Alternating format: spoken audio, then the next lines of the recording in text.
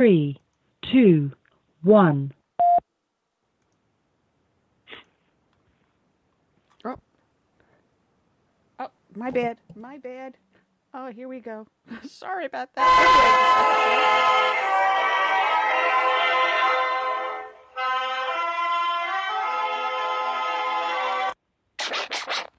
But we have to pass the bill so that you can find out what is in it.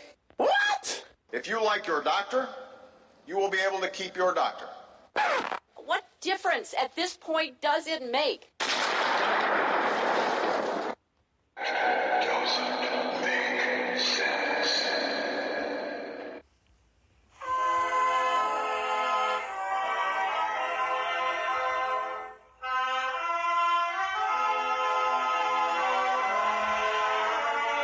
If you're looking to make sense out of what's going on in the world today, then you've come to the right place. Welcome to Southern Sense Talk Radio with your host, Annie, the radio chick Ubelis, and featuring Curtis C.S. Bennett and the most interesting guests that you'll find anywhere on internet radio. And you can join the show and let your voice be heard by dialing 917-889-3675. So sit back, relax, and remember, Southern Sense is common sense.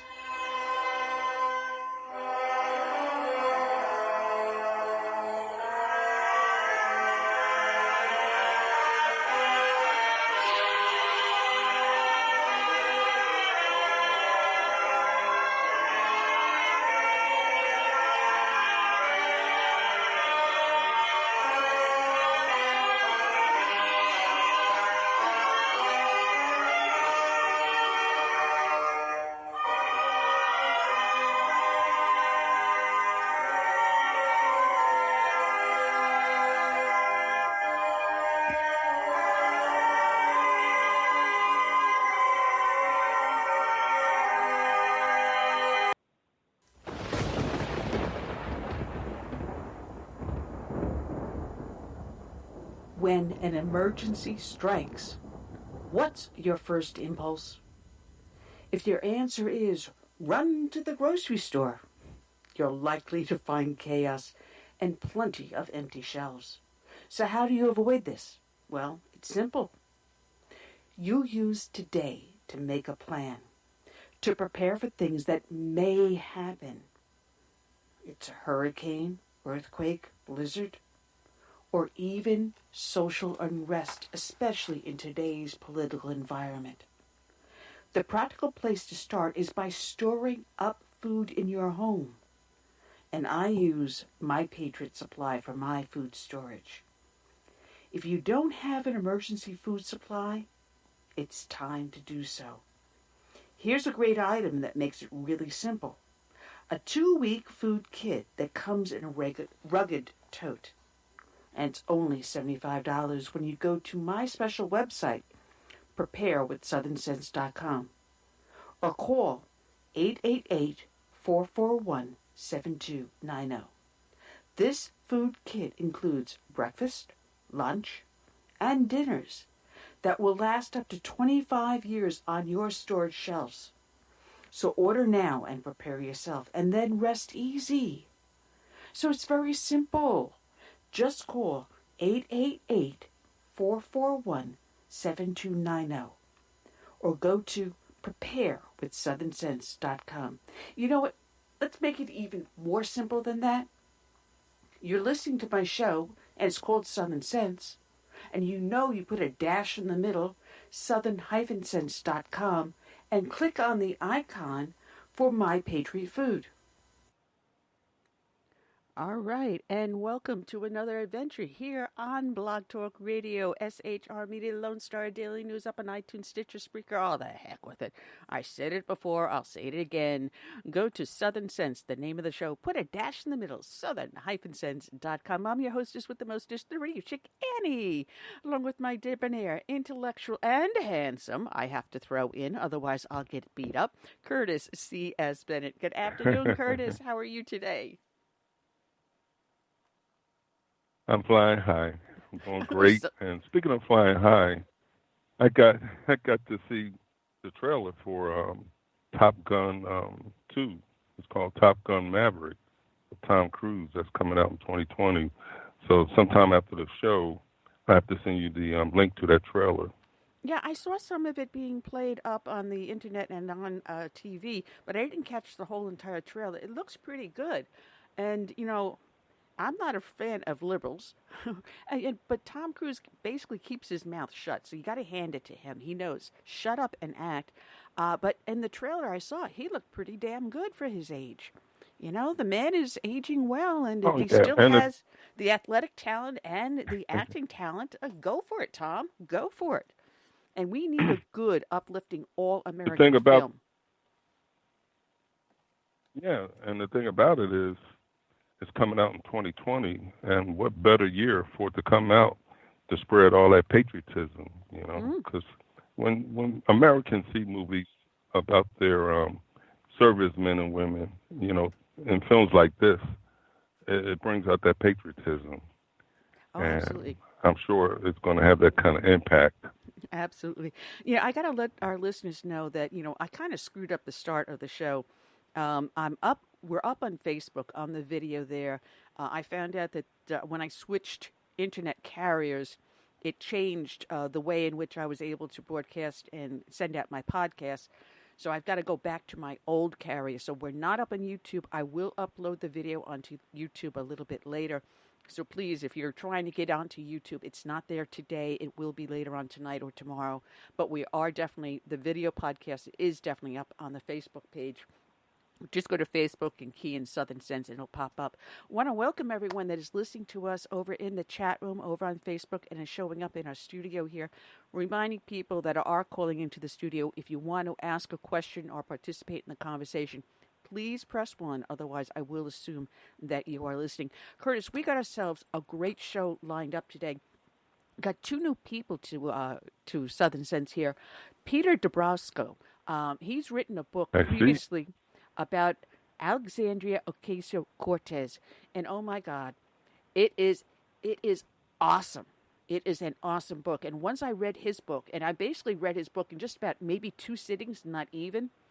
Got to admit, half that sitting was sitting in the emergency room at the hospital just 2 days ago. Yes, I ended up back in the hospital this week. Got out yesterday. I'm out of jail. I'm free. I'm free at last. Anyway. The book that just got released only yesterday. It was just released yesterday. I think we may be one of the first stations talking about it. I have not seen him on any other media yet, so we'll be asking him about that. It's called Enemies, The Press versus the American People. And it is just as phenomenal as his first book about Alexandria Ocasio-Cortez, and what went on in the book he wrote about AOC. A lot of it is coming to fruition today in this past week. So we have a lot to talk about, a lot to do, and man, we're going to have a really fun show because if Peter talks any way like he writes, I'm going to be peeing in my pants here. I'm telling you, he's just fantastic, phenomenal. Oh, man. But like I said, there is a lot that's going on, and some of the stuff we'll be talking about is the squad. And I don't know if anyone noticed the mimes that are on today's show up on Blog Talk Radio, and I've been posting them up on Facebook. And did I put them up on, I don't remember if I put them on Instagram. I may not have done that yet, but I put them up, I think, on Twitter, too. One of them, someone sent me, the one with Forrest Gump. I have to admit, someone sent that to my Facebook page, and I copied it and put it up on mine today. So thank you to whoever sent that to me on Facebook. You didn't sign your names. I don't know who sent it, though. But the one about the squad, I took a picture of them, and I added a title to it. So, Curtis, the squad has a new name. Do you remember, Curtis, growing up in the 60s, 70s, there was a TV show called The Mod Squad? Do you remember that? Oh, yeah. Yeah, it was like... Oh, yeah, Peggy Lipton. Yeah. Clarence Williams III, something like that. Yep. Oh, yeah, The Mod Squad. The Mod Squad. And everyone watched it. It was about 3 guys that were convicts that got turned into cops, from convicts to cops. And of course, in that time, in the 60s and 70s, pot was out there, marijuana, the communal living. It was all the mod age, the hippies, and so on and so forth. So it was a favorite show. Oh, yeah. So I took that idea and that theme, and I turned it into the new, as in AOC's idea of the new Green Deal. So I called it the new Mad Squad. So I couldn't resist. So if you see the mime on our show page today, you're going to see the new Mad Squad, because everyone calls them the Squad. And someone on, I don't know if it was Will Cow or another show, had called in. He happened to have been a Marine, and he was in one of these elite squads in the Marine Corps, not the Navy SEALs, but something equivalent to that. And I apologize. He mentioned what unit he was with it. And he actually took offense to the fact that they titled these 4 bird brains, or these 4 morons. I, like Chief puts in, the odd squad. The only problem is they're not so odd considering the left ideology that they're spewing. That's why I say they're mad, because only a mad scientist or someone absolutely insane would have half the stuff that comes out of their mouth. Anyway, he took offense because you think about that. You have the Green Berets, the Navy SEALs. You have these elite units that are out there fighting to defend us. And they go by the name of squads. They're known as the squads. So I could understand his offense, but, Guy, you are fighting for our freedom of speech, so words are flexible and they can be used in new meanings, unfortunately. So I understand what you were saying, so I took it to another level, adding the description in front of it to not make it confused with our brave men and women out there in these units. So that was my excuse. Anyway, I'm running on. Just running on. I wouldn't be unhappy if they were called the Little Rascals. No, that's an insult to the Little Rascals, because they were more democratic in the company they kept, because they had girls, they had black kids on it. The Little Rascals, that was the heart of America. Come on, kids are kids. They're innocent. They're going to do things out of being innocent. Yeah. But these people, these 4 women, are not innocent. That's for damn sure. Anyway. Those that listen to the show know that we start off each show with a dedication to a fallen hero. However, before we even get to our dedication to our fallen hero, I want to bring up the passing of 2 individuals that no one is mentioning in the media. And of all things, I would have thought this would have shown up maybe like on Fox News or another conservative news outlet. I don't see hide of hair of these 2 individuals anywhere. One of them was Chief Justice Stevens. He passed away just a couple of days ago. And there was just a small, there was an item in the obituary page of my local paper. I saw nothing. And people remember Justice Stevens was appointed by a Republican president. He served, I believe he was appointed by Ronald Reagan, and he was considered highly conservative when you reviewed his rulings. But over time, he began to switch and become more and more liberal in his rulings. When he stepped down from the Supreme Court, he was then replaced by Elena Kagan. Even though he was a liberal justice, he was a Supreme Court justice and is worthy of having his passing noted. And so we do give honor and deference to Justice Stevens and his family and send condolences for their loss. And the other person came up in today's paper. And if anyone thinks back to 40 years ago, in November of 1979, the U.S. Embassy in Tehran was overrun by Iranian rebels. 52 American hostages were held for 444 days. One of those held passed away just yesterday at the age of 96. He was the chief diplomat at the embassy at the time of its takeover. His name, if anyone remembers, was Bruce Langen. His son Chip told the Associated Press his father died from complications from Parkinson's disease at assisted living facility in Bethanasia, Maryland.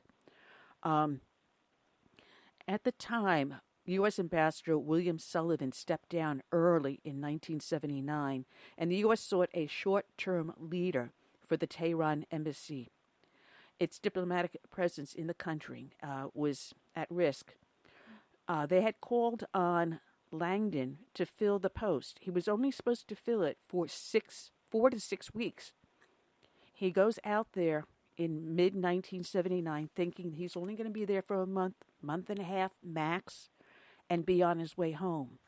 Needless to say, come November of that year, he was still there and taken as one of the 52 hostages and held for 444 days. So to our U.S. diplomat, Bruce Langdon, and his family, again, our condolences go out to you and to an American hero that survived those 444 days, came back to talk about it, to place his memories into the archives back in 1992 for the Association of Diplomatic Studies and Training. So 2 men that have passed and mainstream media has ignored them. And that said, we go forward to today's dedication. And this kind of hits a little bit hard to home today, because if anyone was paying attention to today's news, Senator Cory Booker has put forward legislation to remove the name police from the uniforms of our border security, from the ICE agents and from the Department of Homeland Security, of those men and women working on the border, because of the connotation to the immigrant community, or should I say to the illegal alien community, that are attempting to cross and violate our border. Because police have such a derogatory name in our society. And with it goes those of our other first responders, be they law enforcement, be they firefighters, or be they emergency services. So today's dedication, even though it does not go out to a law enforcement, is going out to a firefighter, means all that more to me, because every day our society does something like this. It weakens the power these brave men and women have, the ability to protect and serve you as a public citizen and as a taxpayer. They're doing a hell of a hard job out there, made even harder by the insensitivity of some of our elected officials and our public media. That said, today's dedication is going to go out to Captain Scott Dannheimer of Shamokin, Pennsylvania. He was a firefighter who died at the scene of a house fire on December 20th of last year. And unfortunately, there was not a lot to read about this individual, so I had to pick and piece some of it together. So forgive me if it sounds a little stilted and unconnected, but I'm going to do the best I can. The first part is coming from firefighterclosecalls.com, written by Billy. He gives no other name except for Billy. And it reads, Scott W. Dannheimer, 53, died in the line of duty while at the scene of a mobile home fire on First Street in Cole Township on Thursday, December 20th of 2018. On August 30th, 1991, in Shamokin, Scott married the former Millie Hood, who survives as his widow. He worked as an escort driver for a trucking company. He was an active member of the Cole Township Fire Department and East End Fire Company, where he served as its captain. Scott also belonged to the Goodwill Fire Company in Sunbury and the Maine and former Five-View Fire Companies in Cole Township. In addition to his wife, he is survived by 6 sons. But there is more to this hero, and it is found in newsitem.com under obituaries.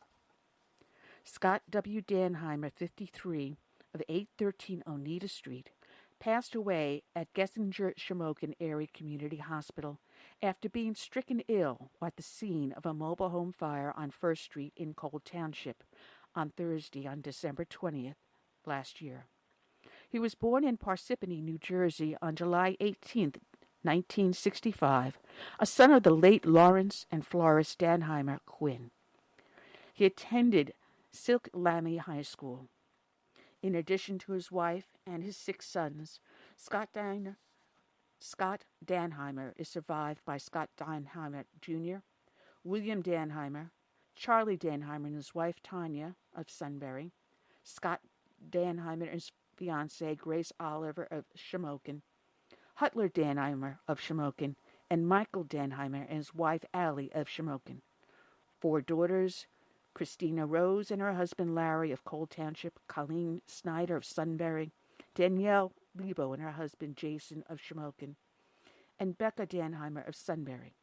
8 grandsons and 9 granddaughters, a brother Joseph, a sister-in-law Patty, 2 brother-in-laws Ronnie and John and his girlfriend Nadine, as well as many nieces, nephews, and cousins. In addition to his parents, Scott is preceded in death by his mother-in-law Linda Rothrick, a granddaughter Teresa Lebo, and her brother-in-law Joseph Delano. And finally, this was found on WNEP.com, titled Remembering Scott Dannheimer. Tears were shed outside of Pharaoh C.J. Lucas Funeral Home and cremation service in Shamokin. Firefighters stood in silence to honor one of their own, East End Captain Scott Dannheimer. When you're talking about a member of the fire department, from our point of view, we lost a brother.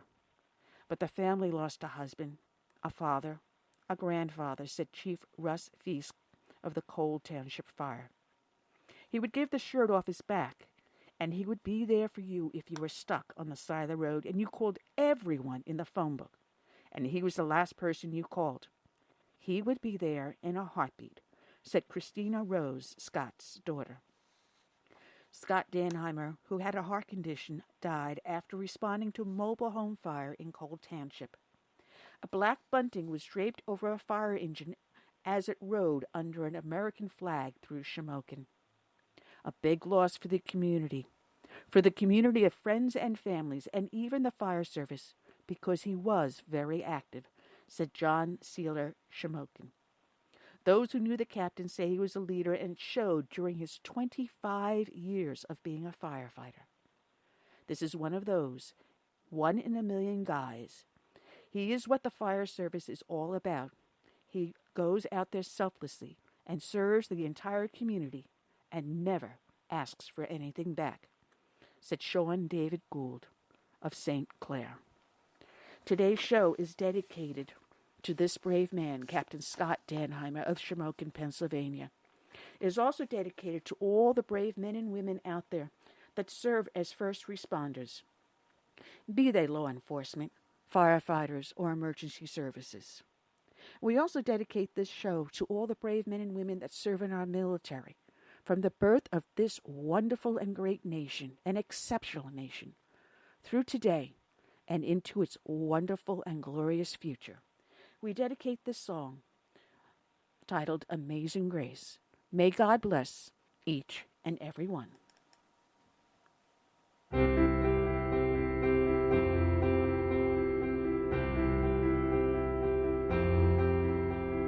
Amazing grace, how sweet the sound that saved a wretch like me. I once was lost, but now I'm found, was blind, but now I see. 'Twas grace that taught my heart to fear, and grace my fears relieved. How precious did that grace appear the hour I first believed. And when we've been there 10,000 years, bright shining as the sun,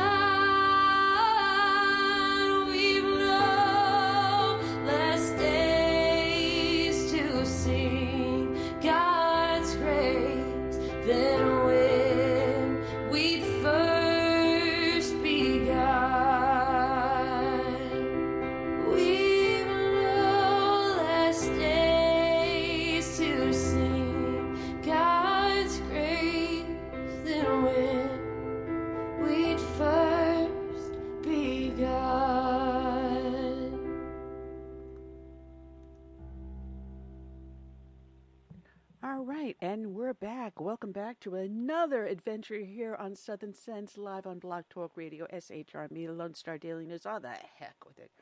Just go to our radio show, the name of it, Southern Sense, put a dash in the middle, southern-sense.com. Want to welcome everyone that's showing up in our chat room and that is popping into our studio here. Again, if you call into the studio, which is 917-889-3675.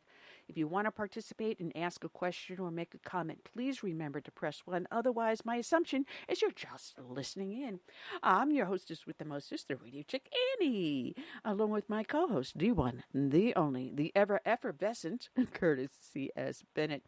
Curtis, oh man, we're going to have an exciting show. But before we start, I want to mention two things. One is that we're getting a huge pushback on this pro-choice crowd. And if anyone is in the Charleston, South Carolina area, I want you to tune in and really listen to this. On Sunday, this coming Sunday, July 21st, at 12:45 p.m., outside of the restaurant called TU, capital T, small u, TU, which is at 430 Meeting Street in downtown Charleston. Catch this out, Curtis. This is, talk about audacity. Talk about audacity. They are having a bake sale to help promote Planned Parenthood and pro-choice. Now, you think about bake sales, you think about schools, about churches, things that gather the community and help growth and birth in the community, and to expand in the community. That you think about that in helping children, in helping those that are least in our society. And you think about growth. You think about beautiful things. When I think about a bake sale, the last thing that comes to my mind is abortion. But this is how sick this segment of our society has become, that they're having an outdoor bake sale in front of a commercial restaurant, not a nonprofit clinic or something like that. No. But in front of a commercial restaurant, a retail restaurant, to promote abortion. Now, is this not sick? I wouldn't be surprised if they have little girls there passing out the goods so they can be indoctrinated. What is this country coming to? They're publicly raising funds for the Charleston Planned Parenthood. And participating in this are at least a dozen restaurants and businesses. So this is not just two restaurants. It is another 11 or so more restaurants and businesses participating in this. This is, again, it's a movement. Downtown Charleston. It's all gathering in front of the TU restaurant at 430 Meeting Street at 12:45. So if you get there early, I suggest getting there very early and getting yourself a good parking space. But if you go there, or if you know anyone in the Charleston area, you've got friends, you've got relatives, you know someone on the internet in one of your social medias, reach out to them. And the reason why I found out about this is there are a gentleman who sends me these emails. His name is Robert Ritchie, and he's part of an organization called America Needs Fatima. And for those that are not aware of what Fatima is the Madonna, the Virgin Mary. And she's also known as the Lady of Fatima for her miraculous appearance in Fatima, Portugal, to the young children there, hence the name Fatima. So this is put together by a Catholic organization, the Counter Protest, and they're going to be going there to pray. So they're not going to be doing a direct confrontation. So if you do go to join the Counter Protest, no, it's not going to be confrontational. They're going to go there to pray. So if you do join in the Counter Protest, be aware of that, because it will be peaceful. We don't expect anything to happen. But again, spread the word about this. TU restaurant at 430 Meeting Street, downtown Charleston, South Carolina, on this coming Sunday. Get there early. The counter protest will start at 12:45. But again, get yourself enough time to get downtown, because knowing that area around Meeting Street, there's not a lot of parking, so you may end up having to ride, the trolley or the bus up to that area of the street. Again, it's a Charleston Planned Parenthood bake sale. Of all things, a bake sale. Oh my goodness! What else would these left They people ought to. come up with? They ought to get the churches involved in this, those that are to the right of center, because there are some churches out there that support this kind of thing. But I'm talking about true Christian with true conservative values. They should take off that day from work or whatever, even if it's for half a day, to send a message that absolutely. This cannot be accepted. Well, I'm going to post this up onto our Facebook page so people will know about this. Oh, good Lord! The Charleston Planned Parenthood fundraiser. Again, if anyone wants to go to the counter-protest that's being held by America Needs Fatima, which happens to be a Roman Catholic organization, they're going to be there to counter it, just to pray, not to confront them. I will put this up on our Facebook page if anyone wants to go this Sunday to downtown Charleston. But it looks like we may have our guest in on the line. And welcome aboard to the victim in our bullpen. And actually, after reading his 2 books, I think I better not say that because he'll probably write one about me. I want to welcome aboard Buongiorno, Paisano, Peter Dabrowska. Good afternoon. How are you doing, Peter? I'm doing well. Thanks for having me. Well, as my grandmother Della Vecchia would have said to me, Anucci, he's a nice Italian boy. Be nice to him. Well, I have to admit, I when John had sent your information over to me and I was reading about it, and I says, all right, this sounds great. Let me send me the information, send me the book. And, of course, John sends me stuff, and I got other publicists that send me a lot of stuff. So, I put it aside. I think about it. The book came in, and I started thumbing through that. And I said, oh, my God, this sounds great. So I did a little background, and I did a little research I did on you. And I found this is not the first book that you've published this year. Actually, it is the second. And before I read your second book, which only came out yesterday, so I hope I'm your first interview, you wrote one about AOC, Alexandria Ocasio-Cortez. And I says, no, let me read the first one before I read the second one. And I'm so glad I did, because what has happened in the last week, Peter, you are an angel on my doorstep for this show today. Well, I appreciate that. Thank you. I'm glad that you got to read the AOC book. It was kind of interesting because we did the enemies book first, but in the interim, I finished that book up at the beginning of this year. But that in the interim, before we released it, which was Tuesday, right? So it was there was a 6-month gap between finishing the book and having it released. Publisher asked me if I would do a biography on AOC. And so I did that in the meantime, and we didn't do any press for it or anything like that. We just sent it right to Amazon. And it turned out to be just an absolutely fascinating investigation into AOC. And you probably read, there's several bullet points in there, exclusive information on AOC and an exclusive interview with her spokesman, who is hard to get a hold of.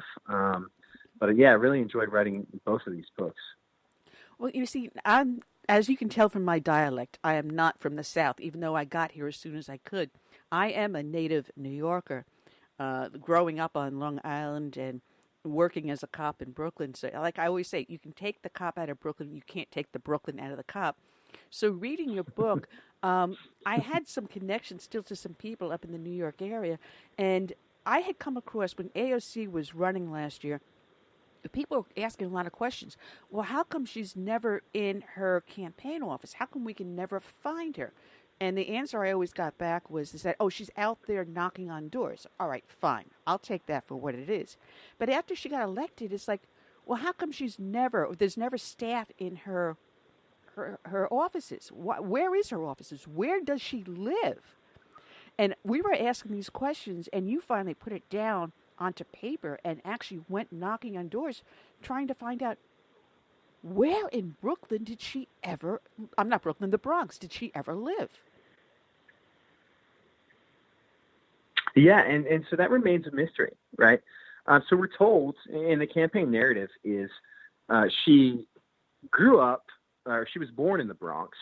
Her family, when she was young, moved to wealthy Westchester County, New York, which is into a town called Yorktown Heights, which is where, it's like Wall Street banker types go to get away from the city. I mean, this is a very wealthy community I visited. I mean, her whole campaign narrative was that her life was defined by the 40-minute commute that she would take between the Bronx and where she grew up. And so, when the campaign puts it like that, it makes it sound like she was, hopping on a bus and then, going over to the subway station and, to get to where she was going in the Bronx, between where she lived and the city. But when you actually go to New York and you take this 40-minute commute, which I did, you find very quickly that you leave the city and you're in the middle of like rural America. You're passing country clubs and state parks, and you pass over this very quaint bridge into her town of Yorktown Heights, where the median income is like $40,000 higher than that of the average American household. And you're in like suburbia, right? She grew up nowhere close to the Bronx. And then, so, the campaign has never really addressed this, but then there's this idea that she moved back to the Bronx after college to help her mother settle her father's affairs. But still there's no evidence other than a voter registration at a Parkchester apartment that her father owned. There's still no evidence that she ever actually lived there. In fact, the New York Post did like a long-form investigative report about this, which I really love. It's been one of my favorite pieces that I've read this year, where they basically staked out this Parkchester apartment where she claims to have lived in the Bronx. And they found no evidence of her living there in all of the days that they were there. They talked to her neighbors who said that they had never met her. They talked to like the mailman. This is really shoe-leather reporting. That's why I enjoyed it. They talked to like the mailman who was like, yeah, mail piles up here for like 3 months at a time. They talked to, the guy who owned like the supermarket down the street. He was like, never met her, never seen her, So it's pretty fascinating that there's really very little evidence she ever lived in the Bronx at all. Even the bar that she worked at, that we're always told about, and this is a whole different narrative that has been sort of really spun in her favor. But even the bar that she worked at is in Lower Manhattan. It's in the ritziest part of the city. It's, 100 yards from where the original Coach store stands on Fifth Avenue.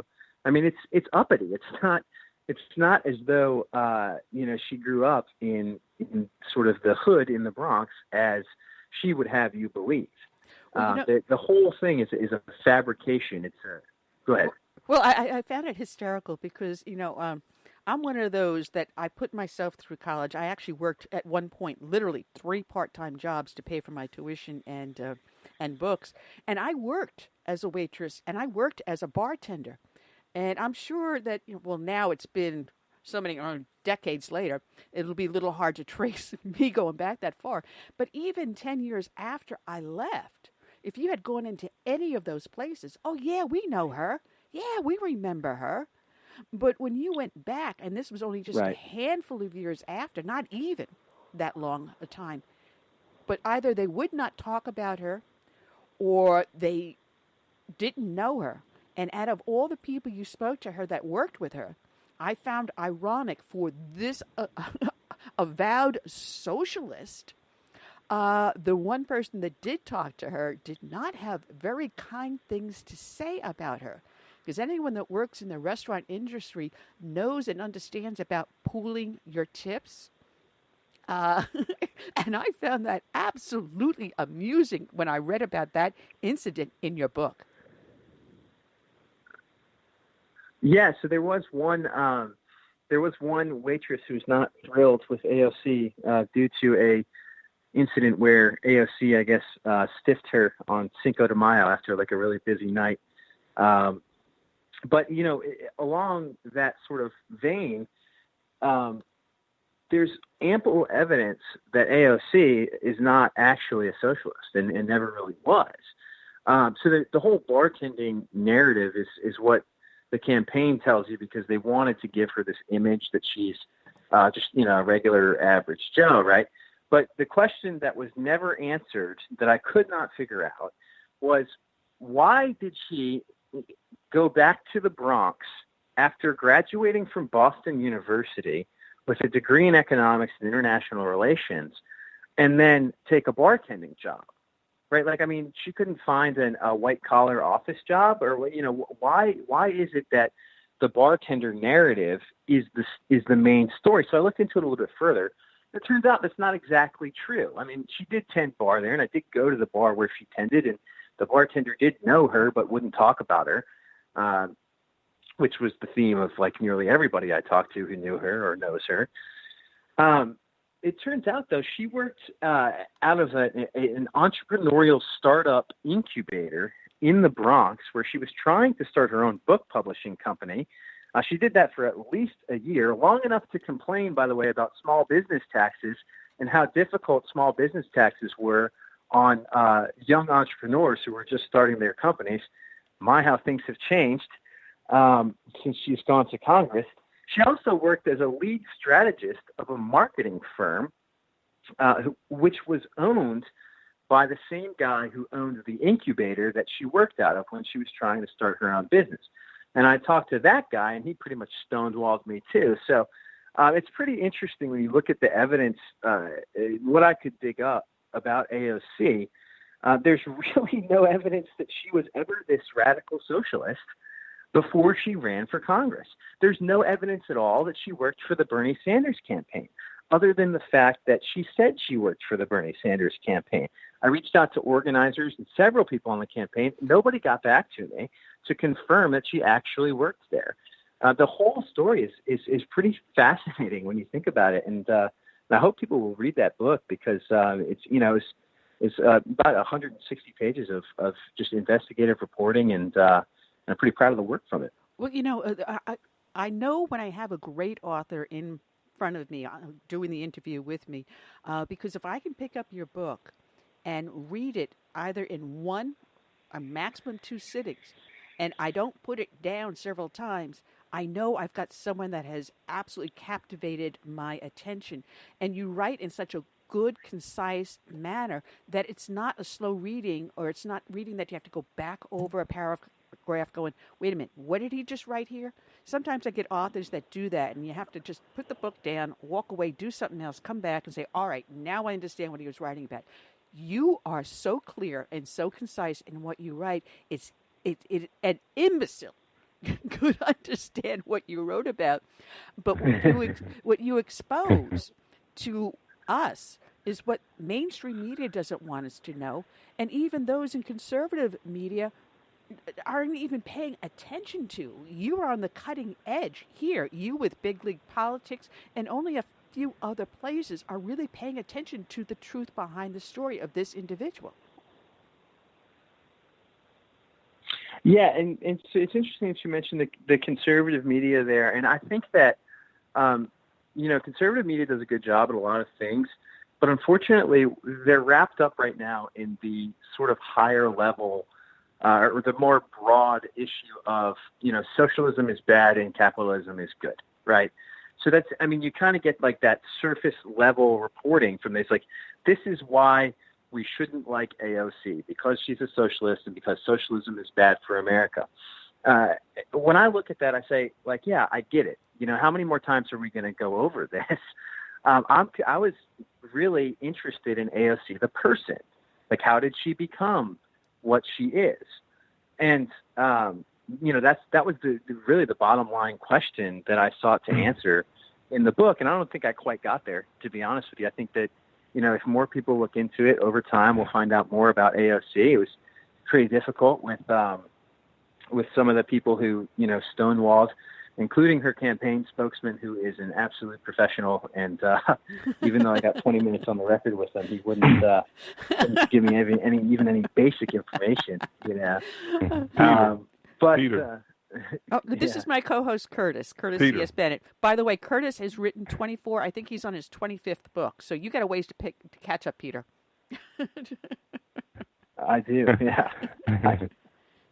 How's it going, Peter? I'm enjoying this conversation. Is there any evidence that there's a rich liberal who's backing not only AOC, but the other members of the squad? Have you come across any information like that? Well, so there's this Justice Democrats PAC that put up all 4 of the members of the quote unquote squad, actually, and the Justice Democrats was founded by Cenk Unger, the Young Turks guy, and he's pretty well off. The Young Turks makes a lot of money. Now he's not involved with the PAC anymore. He got booted out after somebody exposed some old sexist writing that he did on a blog. But the idea that the whole thing is grassroots is sort of a sham, in that they say they only take individual donations, but you can't really be sure of that because the money all goes through the PAC, right? I mean, it's like the classic campaign finance conundrum. Is like, are these really grassroots donations, or are there big organizations donating? So the claim is unproven, as the fact checkers in our mainstream press would say. I'm not sure whether there are big backers or big donors or not. The benefit though of their model, and this is kind of what they set out to do, is they take 40 or 50 or 60 or 80 candidates who aren't expected to win, who are real dark horse candidates, and they put them up in these primaries, and then they get 2 or 3 or 4 of them to win, and they're in solid districts where they don't have to compete in general elections, so they're in a position where they don't have to spend a whole lot of money on a general. So once AOC won that primary, it was over, right? There was her Republican opponent didn't even campaign actively in the general because it just wasn't worth it for where they live. So it's kind of a smart strategy where if you get these one-off type situations in a solidly blue district where an upstart grassroots type candidate wins, then you're in a position to not have to spend a lot of money and you still get a congressperson out of it. The answer is, in short, is I'm not sure. I'm really not. I wasn't able to get to the bottom of Justice Democrats. That PAC, as far as I can tell, is an entire book on its own. Particularly the people who run it, and with all the financial shenanigans that seem to be going on in the background with mixing personal income with PAC income with LLC or corporation campaign income. There's a lot of questions surrounding that. Well, I got to admit, we do have the podcast video up live on Facebook, and I had done a mime, which is on the show page link that I sent you to you and John, and the mime has the squad in a row, and someone else had posted the picture up on the internet, so I just borrowed that picture, but I added the title, the new deal. The new mod, it's not a mod, Mad Squad, taking off on the Mod Squad. So I've got my mime up here playing on the video because that's where they are. They're mad. They have to be mad. But when I was reading about the financial shenanigans, going back to before she even ran for office, her involvement with that bookbinding company.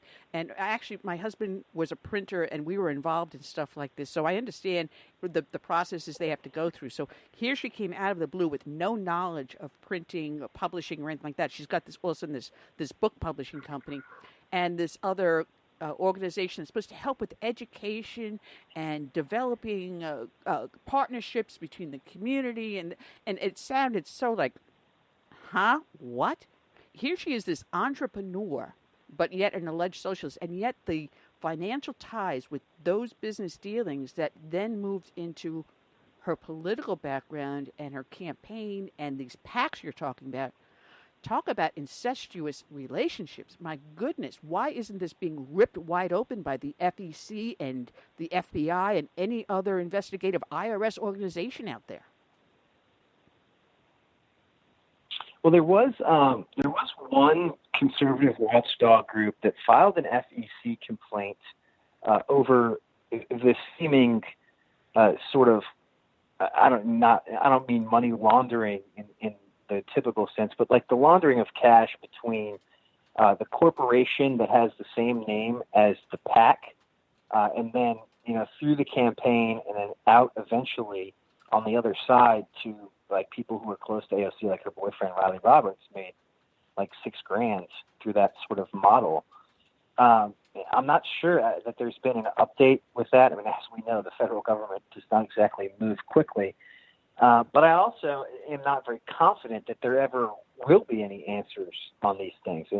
It seems as though there have been campaign finance violations, but when we look at, instances of these types of violations, which happen all the time, we never seem to get answers, because once you become part of the established sort of political machine in D.C., you're no longer accountable to the ordinary rules, regulations, and laws that normal people have to follow on a daily basis. And this is one thing I really take issue with, especially with AOC, is she went from like that ordinary, like regular blue collar person, at least allegedly, overnight to Congress, and you can see in the way that she behaves that she took right away to the DC sort of I'm above the law type narrative. I mean, right away, like she flipped in a second. She says she's talking about her being the boss and how, if you don't like it, you can shut up because you're not her. You don't have a position of power, right? I mean, has there been anybody who's switched over to that culture so quickly? I'm not sure. But yeah, that's one thing that was pretty striking to me about her is the arrogance level.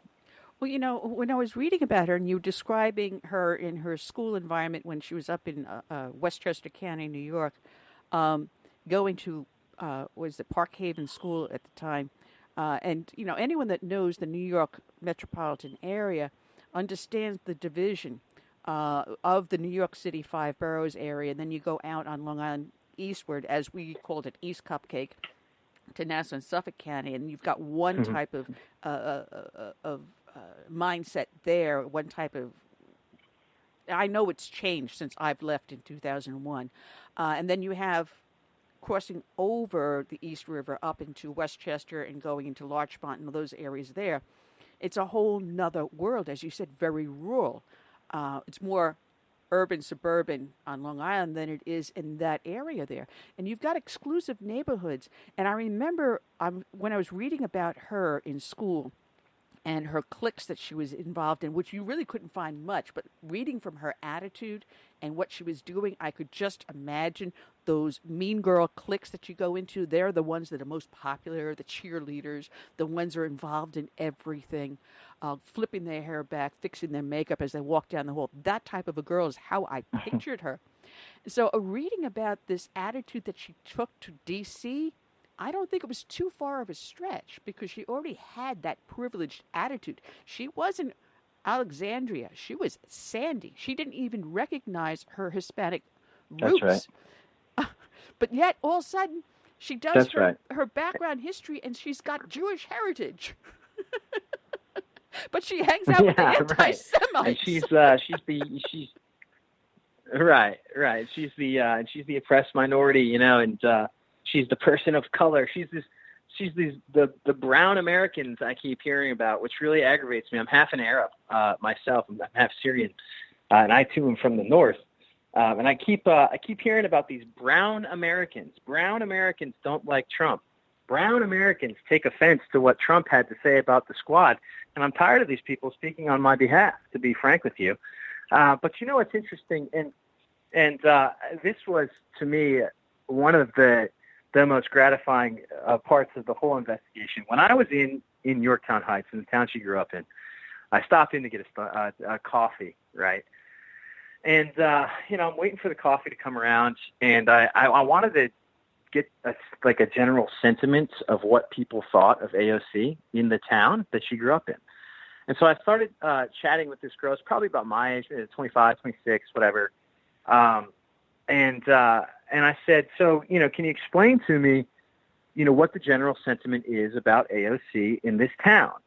And without skipping a beat, without thinking about it, I mean, it rolled right off the end of her tongue. She looked at me and she said, well, AOC is just as white as the rest of us. And I had to pause, and I had a friend with me who's a witness to this conversation. And I looked at my friend, and my friend looked back at me, and we're looking at each other thinking, does this girl understand what she just said or how impactful that statement is? And she was looking up at us like we had two heads for not thinking that was normal, for thinking that there was something out of place about her saying that. So it really did strike me as odd. It seems to me that AOC didn't adopt this whole oppressed minority deal until she realized that she could benefit from it politically. She's just as white as the rest of us. It's the funniest thing I've probably ever heard anybody say, at least in the context of writing books. Is there a victimhood category that she has not pulled yet? I think she's been a victim in just about every single category you can think of, outside of being a male gay. Yeah, right. That's exactly right. That's the crazy thing, right? Is that she will always play the victim. Like, it doesn't matter how high she rises. She could. I think I might have written this in the book. I don't quite remember. She could rise as high as President of the United States, and she will still find a way to be a victim. All right. She was complaining when she got elected to Congress. Well, now I'm a victim because I don't know if I have enough money to hold myself over until I start getting my congressional salary. It's like you're about to be a member of the U.S. Congress, and you're still a victim here. I mean, it was absolutely baffling to me. There's always something that she will do to play. And that's like the whole tactic, right? The tactic is if you attack AOC for anything, on any subject, no matter how benign, if you don't agree with her politics, she will turn you into some kind of racist, bigot, sexist, misogynist. Like, that's the entire playbook. It always has been. But it's obviously really ramped up here over the last 5 or 6 years with the whole PC culture and the social justice warriorism, which is super annoying. And it's really, frankly, why we shouldn't take any of these people seriously, right? Like, if anybody ever calls you a racist, like, that word is dead, right? The word racist is dead. It has no meaning, right? A racist is now somebody who disagrees with a Democrat. Like, that should be the new definition. So, in my opinion, whenever anybody calls you that kind of stuff, I just blow them off. Like, they're not interested in having a serious dialogue or debate or anything. They're just interested in protecting their own ideas, which are indefensible. And so they deflect by calling you names. It's really kind of an embarrassing level of discourse that we've gotten to in this country. But that's where we're at because our members of Congress are behaving that way. Yeah. Now, Peter, I was just going to mention. Do you think that we should still write? Go ahead, Curtis. Go ahead. Go ahead, Curtis. I was just going to say, do you think we should still write Nancy Pelosi off? I mean, after all, this woman didn't get in power because she was a nice person. And I think it was her daughter who said that she can cut your head off before you realize you're bleeding. I really think that Nancy is going to find a way to silence AOC, whether it be scandal or something in that girl's past. But believe me, they're searching for a way to silence this young lady.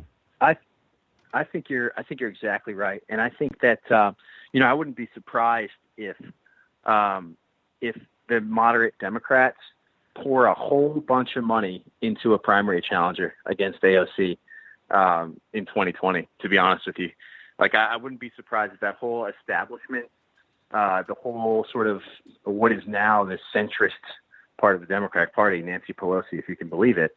I wouldn't be surprised if that whole sort of established complex got together and said, like, we need to get rid of these people because they're making our lives miserable, and just, took all of the resources at their disposal, which is, of course, millions of dollars, and just had her primaried. But, yeah, I mean, I think you're right. I think ultimately, like, Pelosi wins this battle, right? She's been doing this for decades. She's not going to let some, 29-year-old petulant, whiny little girl take all the power away from her. I just don't see it happening. So I think you're dead on with that. I think that at some point the Democrats are going to have to save the Democrats from this progressive little cult that they've got going on that's fracturing their party. I mean, just this week, AOC was threatening to have moderate Democrats primaried, and one of them went on Fox News to respond to her. I mean, think about that.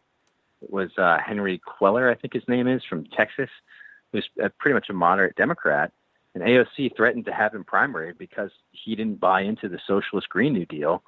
And he was so mad at her for that, he took an interview on Fox News to bash AOC.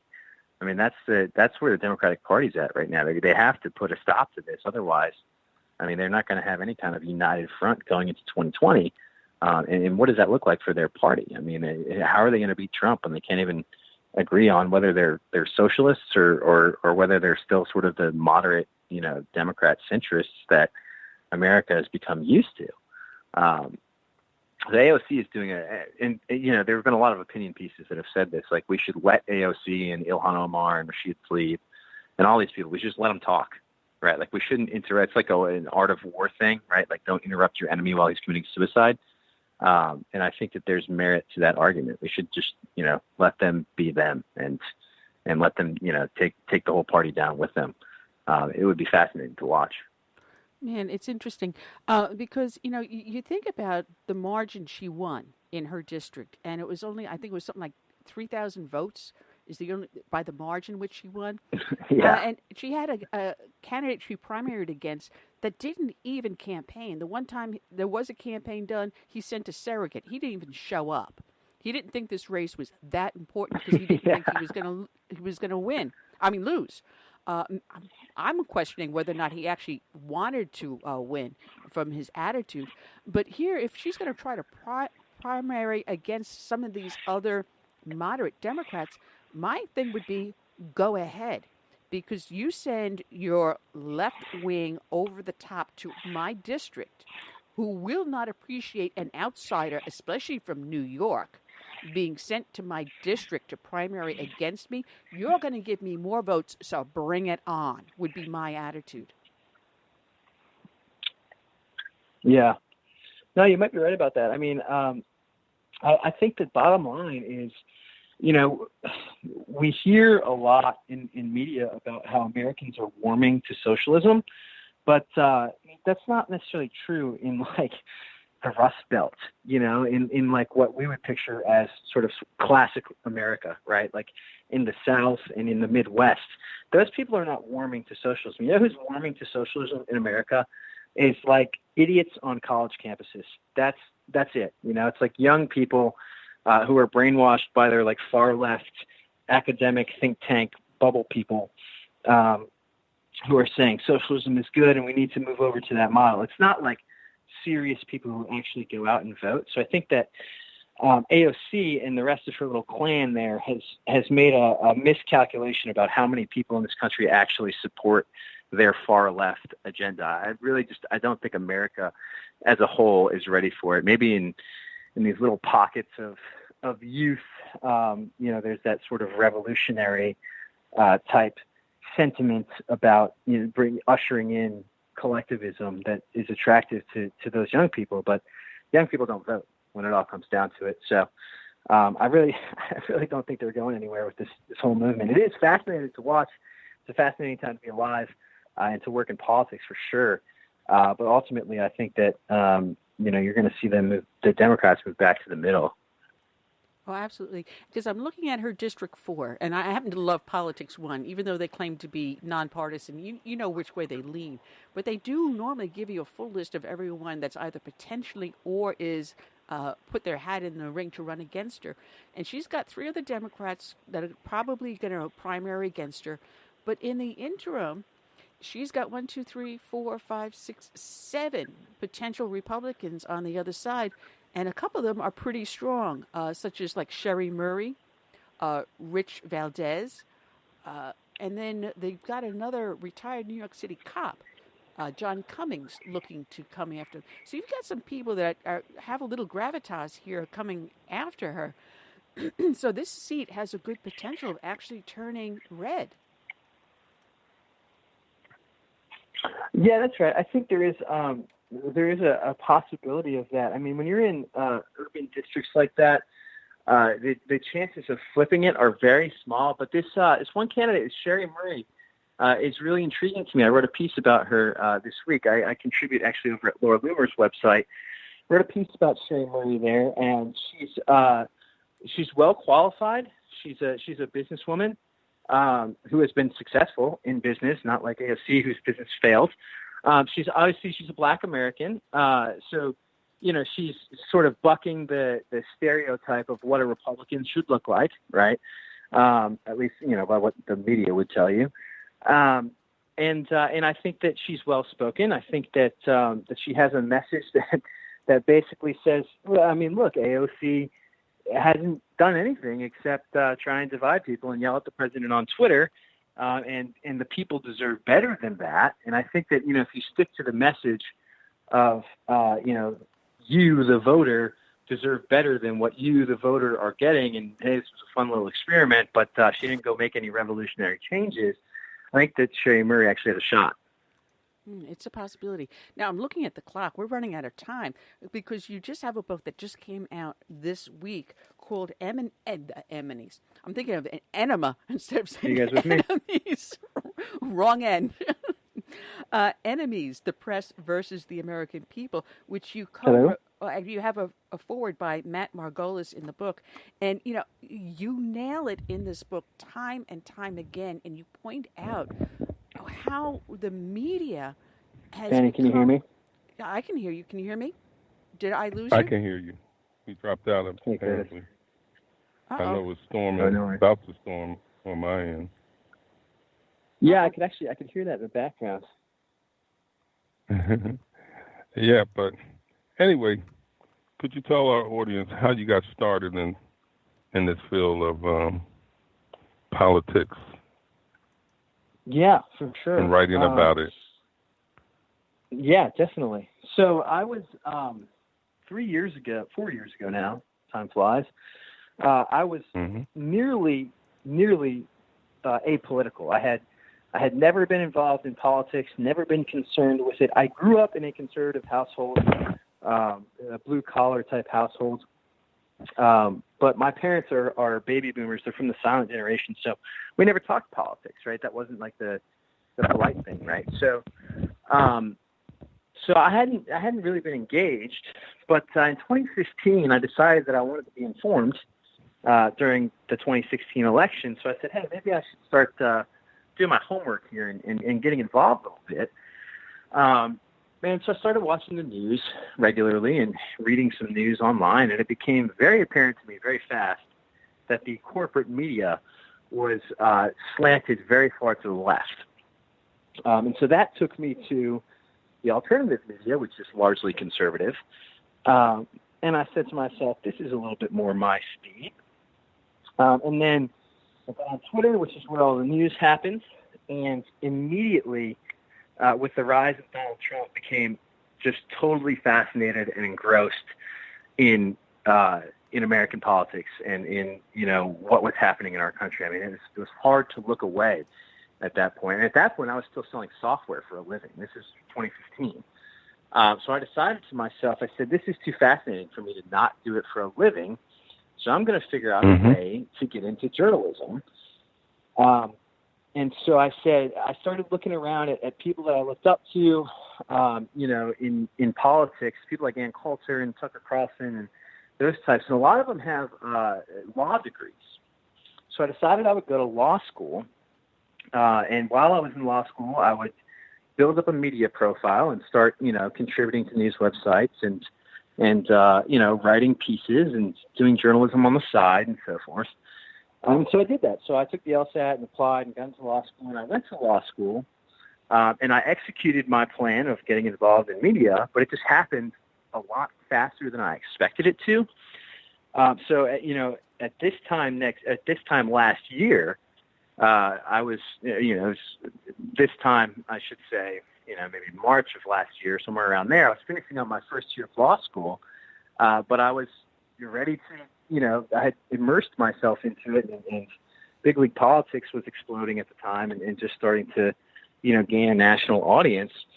So I actually left school, proud law school dropout, and I started writing, doing journalism for a living, and shortly thereafter, I had been focusing on how awesome the press was.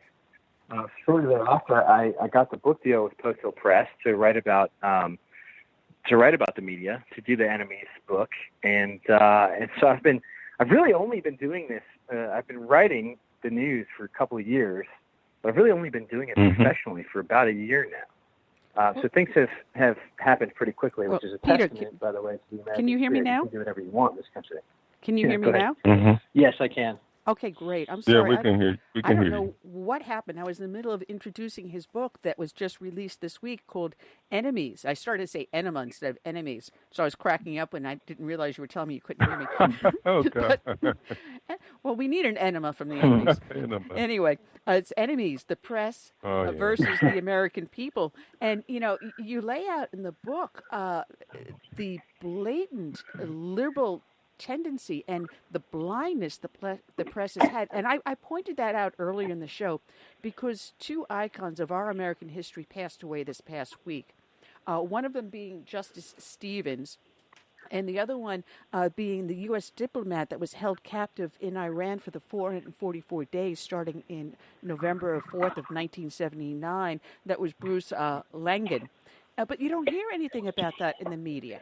You don't hear anything about what is going on the conservative side. You don't hear anything that we conservatives and we Republicans, we on the right, want to hear. You hear only what is being spoon-fed to us. And I find it so interesting by the power of omission, the way they have changed stories. Absolutely. And there's an entire chapter in the book about that. One of the biggest tactics now of the mainstream press is to selectively add and omit facts that are relevant to a story simply because they do not fit the desired liberal narrative. So it goes something like this. I have a set of 6 facts, all of which are relevant to my story. But only 4 of those facts get me the desired outcome, which is to push the liberal narrative. So I include those 4 facts, and I drop the last 2 completely, and I pretend that they don't exist because they don't help me spread the message that I want to spread. And this is the tactic that they use every single day to shape their narrative. Now, sometimes they do blatantly lie, right? Let's make that very clear. I mean, they definitely lied to the American people for 3 years straight and tried to convince them that their president was an asset of a hostile foreign power, which was not one of the smoothest things our media has ever done. But it's harder for them to blatantly lie because of the dawn of the internet and people like me who can sit there and research their claims in 5 seconds and say that's a lie, right? So they had to kind of switch their tactics. They can't just blatantly propagandize anymore because people like me will call them out for it. So instead, what they do is they omit facts that don't fit their narrative and only give you the facts that do fit their narrative. That's the biggest tactic right now. Well, the changing when they are faced with someone saying, "Hey, listen, this fact is incorrect," they end up taking this little tiny thing on the bottom page of the last section of the paper or the magazine or your web page, so tiny that no one ever sees the correction because it's not important. The fact is they're making money over the hits on the original story. If they were to put those facts in, if they were to put in those corrections, they're not going to make as much money. It's going to hurt their pocketbook. So let's do what is fiscally great for us and to hell with everyone else. This is what you write about, and you point this out very well in your book. That's right. So you can't even get a retraction on a blatantly false story anymore. Nobody retracts news stories anymore. It's so when CNN accused Don Jr.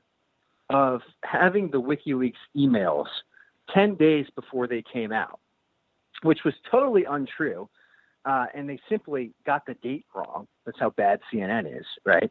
They said Don Jr. had the WikiLeaks emails, I think it was on September 4th of 2016, and he actually had them on September 14th, which was the day that the rest of the public got them. But CNN wanted you to believe that the Trump campaign was working with WikiLeaks so then they could try and have a more direct tie to Trump and the Russians. So in their haste to make you believe that, they got the date wrong. And they said, oh, look, Don Jr., he had these emails 10 days before the public. That means the campaign was working with WikiLeaks. And when somebody said, hey, you idiots, you got the date wrong, Don Jr. had the WikiLeaks emails on the same day as the general public. After WikiLeaks released them to the general public, CNN didn't even retract the story. They just added an update and pretended like it never happened, right? So it's like, even on the most blatantly false, wrong stories, you won't see anybody in prime time, Don Lemon or Chris Cuomo or Anderson Cooper or any of those people, stand up and say, yeah, you know what, like we were wrong. Sorry about that, right? They move on, they pretend like nothing happened. And it really is an embarrassment to the standards of journalism. Now, I didn't go to journalism school, right?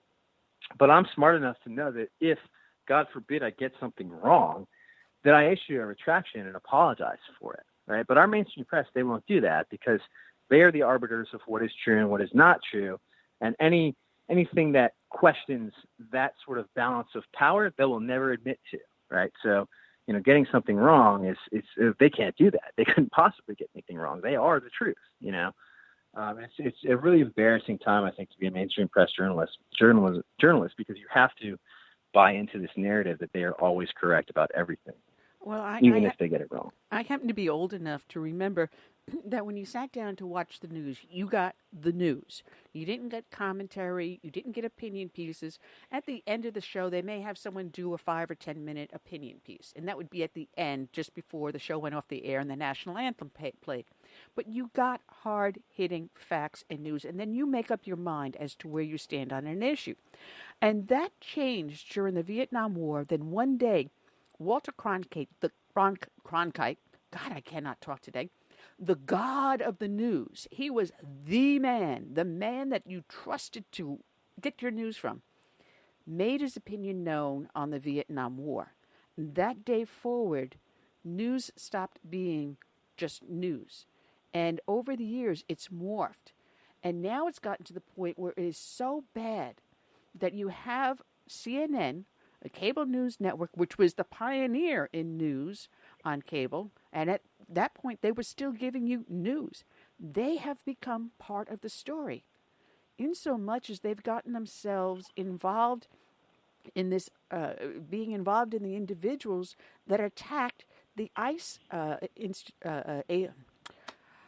that location in Arizona where they took down the American flag and hung the Mexican flag.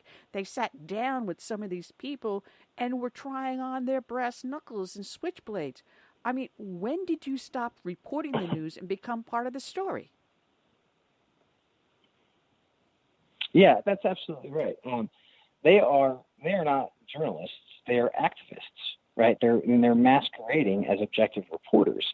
But that's not what they are. I mean, they are all leftists, and it's partly a product of academia, right? Because you go to journalism school, and you have all these leftist professors, and so you learn the leftist dogma, and then you get sent out to, you know, whatever your local, you know, NBC station or CBS station is, and if you want to rise up through the ranks and be on national TV, then you have to move even further to the left and buy into the leftist dogma and show them that, you know, you are sufficiently a leftist enough. So that's really where the activist molding comes into play, you know, or, you know, similarly, that's what happens if you work at like an ever dwindling print media world, right?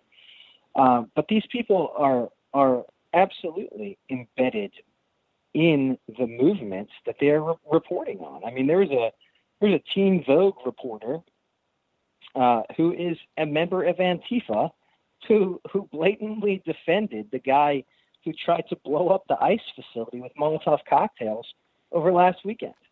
And she was online defending this guy, saying, "Oh, well, there's a lot of misinformation going around. He actually only tried to blow up the ICE vehicles, not the whole center." And then you Google her name, and she's part of Antifa. She's an Antifa activist who also happens to do journalism for Teen Vogue.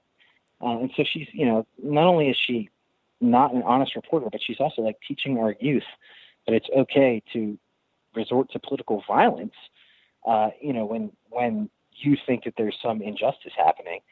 The whole system is purely an embarrassment. When I really realized that these people supported the violent radical left, and I wrote about this in the book, it's the first chapter, was when I was covering an Antifa rally at the University of North Carolina in Chapel Hill, where the Antifa group pulled down the Silent Sam statue. The Silent Sam statue was a monument to the Confederate soldier, and so the professors there at the school taught them that it was a symbol of white supremacy, and thus it must be destroyed. So I was covering those rallies. And this was a week after the statue had been pulled down, but they continued to go at it for whatever reason. And I was in the middle of the mob, just filming. That's all I was doing. And they didn't take kindly to that, right? Because I knew I wasn't one of them, and I had press credentials on, and so forth. And so I ended up getting beaten by the mob and hit on the head like 3 times and pushed to the ground. And the police came in and separated, and eventually I pressed charges and so forth. But then, a couple months later, HuffPost wrote a hit piece on me, saying that it was my fault that I got beat up for reporting the news because I was instigating, and I was instigating simply by filming. I mean, doing my job as a reporter, right? So I realized at that point that the press was on the side of the people who will, end the free press if they get the opportunity, and who are, radical far leftists, when I was blamed simply for doing my job. And unfortunately, I mean, you're exactly right. These people are all part of the same apparatus. There is no distinction between the activist left and journalists. Journalists view themselves as they view their jobs as an opportunity to destroy Donald Trump. They view their job as they actually view that as a job requirement, right? It's like, how can I get Trump today? It's really embarrassing. It is. And it's funny because the hypocrisy that lives between those of us that may be Donald Trump supporters, even if you're not, if you sit on the Christian conservative side and you believe in what our nation and its Constitution stands for, we are the racists, we are the Nazis. And God forbid you do support Trump, then you are definitely a racist and a Nazi. But if you're there with Antifa, if you're there supporting the illegal aliens, you're the good guys. So then you have people like Don Lemon and other CNN commentators that will turn around and make it as if simply because you stepped out of your house wearing a MAGA hat, you were triggering people, you were inviting violence, you deserved whatever happened to you. And the story coming from the left, yeah. and people are actually buying it. Oh, I'm sorry. I'm driving around with a MAGA hat in the back window of my car. I had a surgical procedure last month in the heart of liberal Savannah, and I told my husband, do me a favor, take the hat out of the window because I'm going to be here overnight. I don't want to come back to the car tomorrow when you take me home and find the car smashed up. Just do me the favor. So they're forcing us to modify our lives to protect our property and our persons. Yeah, no, that's absolutely right.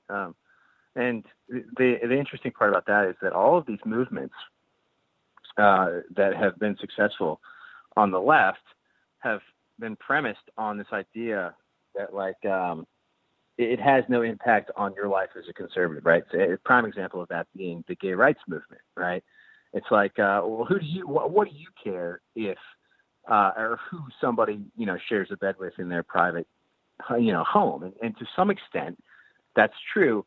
But then what has been the product of the gay rights movement? Now we have, like, teachers forcing transgenderism on 5-year-olds, like, in our public school systems. And so it's like, well, yeah, now it is my problem, right? Because just like you said, you've forced me into this paradigm where it does affect me. Right? Like, yeah, maybe I didn't care in the beginning, but now I have to care because you're trying to impose your lifestyle on me. And this is what the left does. Once you give them an inch, they take a mile.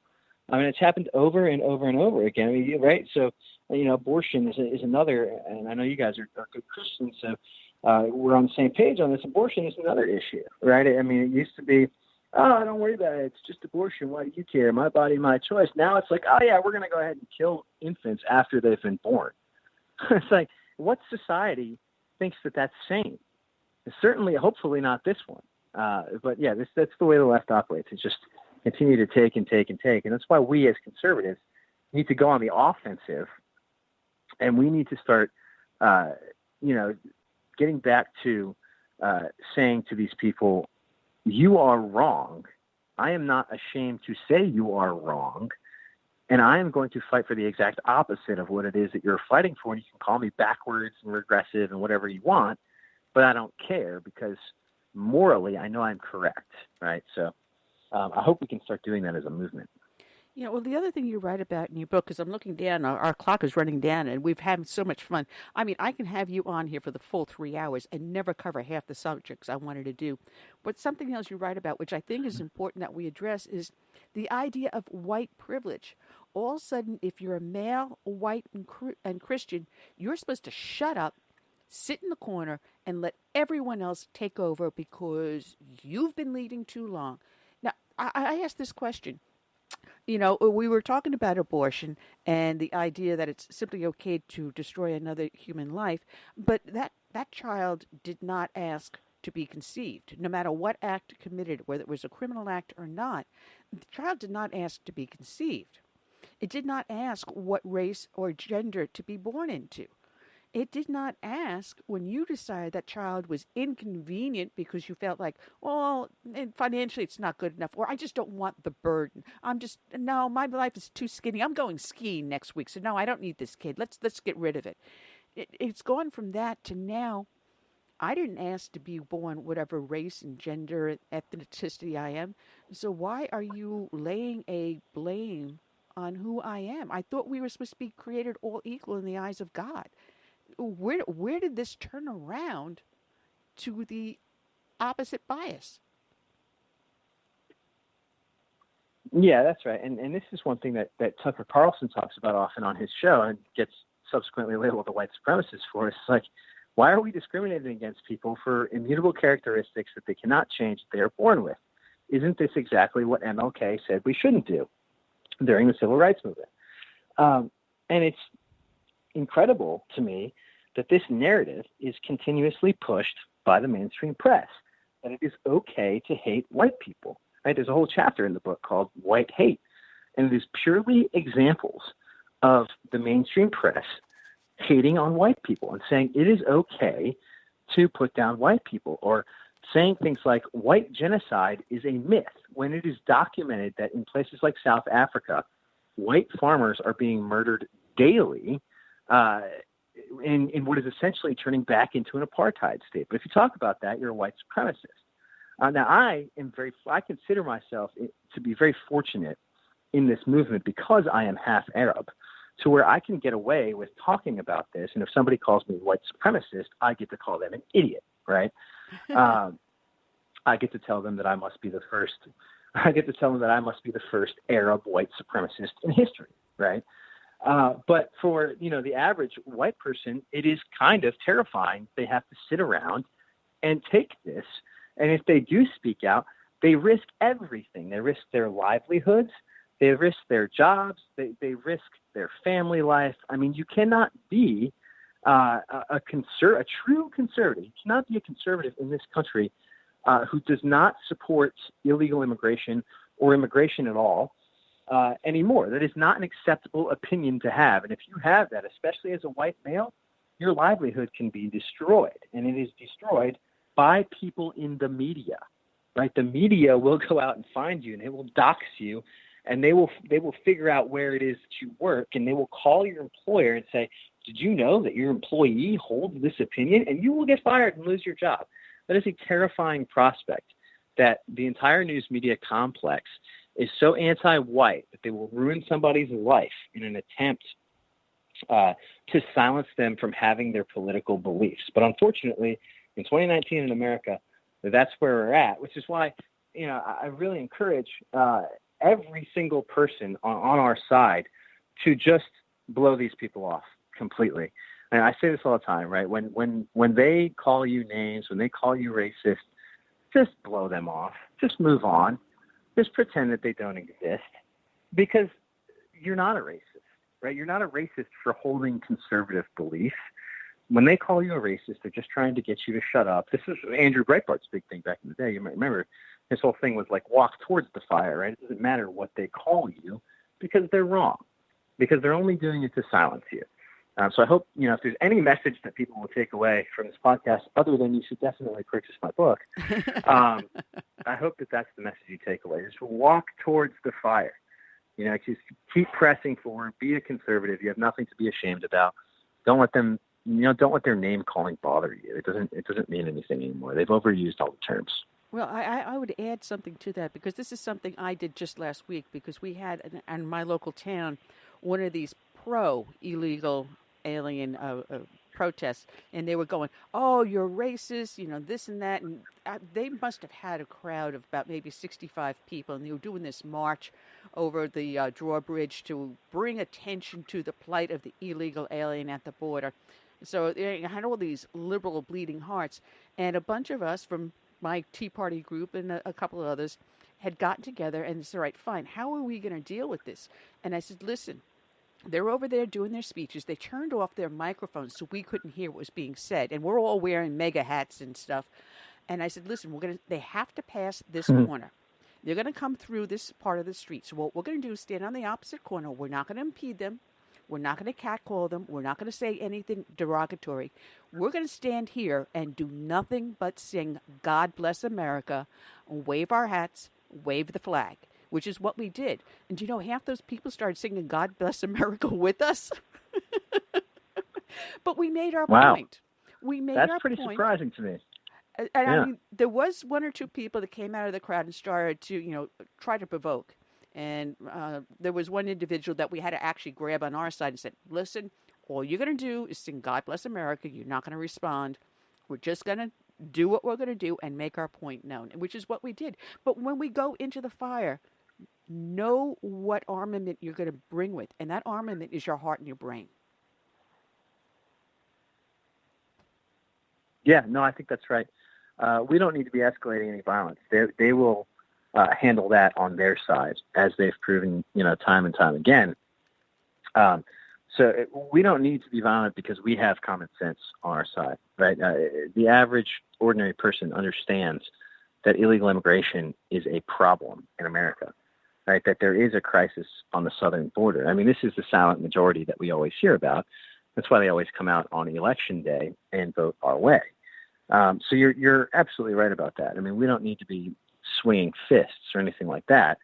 We simply need to hold steadfast in our beliefs and understand that, no, we are not running concentration camps for migrant detainees, and that, yes, we do need to secure our border like every other nation on earth, and that, we are in the right on this, and that, again, whatever names you're called, racist and xenophobe and all these nonsense terms, doesn't really matter when it all comes down to it, because all we're seeking on our side is a sane system of immigration, right? We're not asking for a whole lot here, except to control this crisis of both open borders and the welfare state. I mean, this country is already $21 trillion in debt. We can't have both. We shouldn't have either, but we definitely can't have both, open borders and a welfare state. Well, Peter, it has been a pleasure having you with us. On the show page that people, when they listen to the podcast, will see it. There's a link to your book, Enemies, The Press versus the American People. They can also follow through on Amazon to also get your book on AOC. People can find you on Big League Politics. You've also had articles written into Newsbusters. Our friend Pam Geller Report, and also a few articles up on Drudge, but you're mostly now, I believe, with Big League Politics, which is a new website, but it is one of the fastest growing, and I'm finding more and more people are quoting articles from there. Good luck, and I do want you to come back on the show, Peter. Well, I appreciate you having me, and I'd be happy to be back. It's been great to be here. It's our pleasure, and good luck with the book sales. You didn't answer if I was your first interview on the book. You were not, actually. So the book came out Tuesday, and I've had a few interviews since then. But you're definitely, I think, first four. I have several scheduled for next week. So there's going to be a lot of talking about books next week. It'll be fun. Well, good luck, Peter. Well, that's great. It has been a pleasure, and God bless for all the hard work you do, sir. Thank you. I appreciate it. You guys have a good weekend. All right. Check out Peter's book, The Enemies, the press versus the American people. Also, his book on Alexandria Ocasio-Cortez, her mysterious rise from the bartender to Congresswoman. Also, a great book to read. Check it out up on Amazon. Want to welcome a new guest onto our show, a new victim up in the bullpen. And I'm telling you, I hardly got through half the questions I wanted even to talk to Peter about. But I can throw them at our new guest, Rob Raskin. He is the founder of a new website that's out there to give a conservative and Christian slant on what Facebook is not letting you do, called proamericanonly.org. Good afternoon, Rob, and welcome to the show. Rob, you with me? We've got area code 702. You're glad to be here. Ah, wake up. Unmute yourself. There he is. Here I am. Oh, man. When your website is brand new, it came out just a short while ago, and I know when it first came out, I was one of the first people that signed up. I'm getting a little feedback. Do you have a speaker on in the background?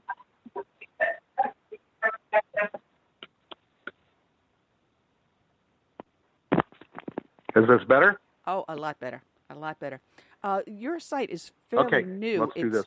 It's less than a year old, and I remember I had signed up for when it first came out, and there were so many other new social platforms that were coming out, such as Hub, Gab, MeWe, OneWay, and yours was another one that came out at the same time. So there's so many blossoming out there, but yours has a unique take, whereas Gab lets anyone go on it, and you do find trolls that go onto the other ones. But you want to make sure that yours stays for Republicans, conservatives, and Christians, correct? Correct. The reason why I built my site is because you can't really argue with liberals. They really lack the capacity for logic and reason. And so there's no way that it's worth the effort and energy to be trying to point things out to these people that only operate through emotion and only know how to call you names. And so there's no sense in wasting the time, effort, or energy.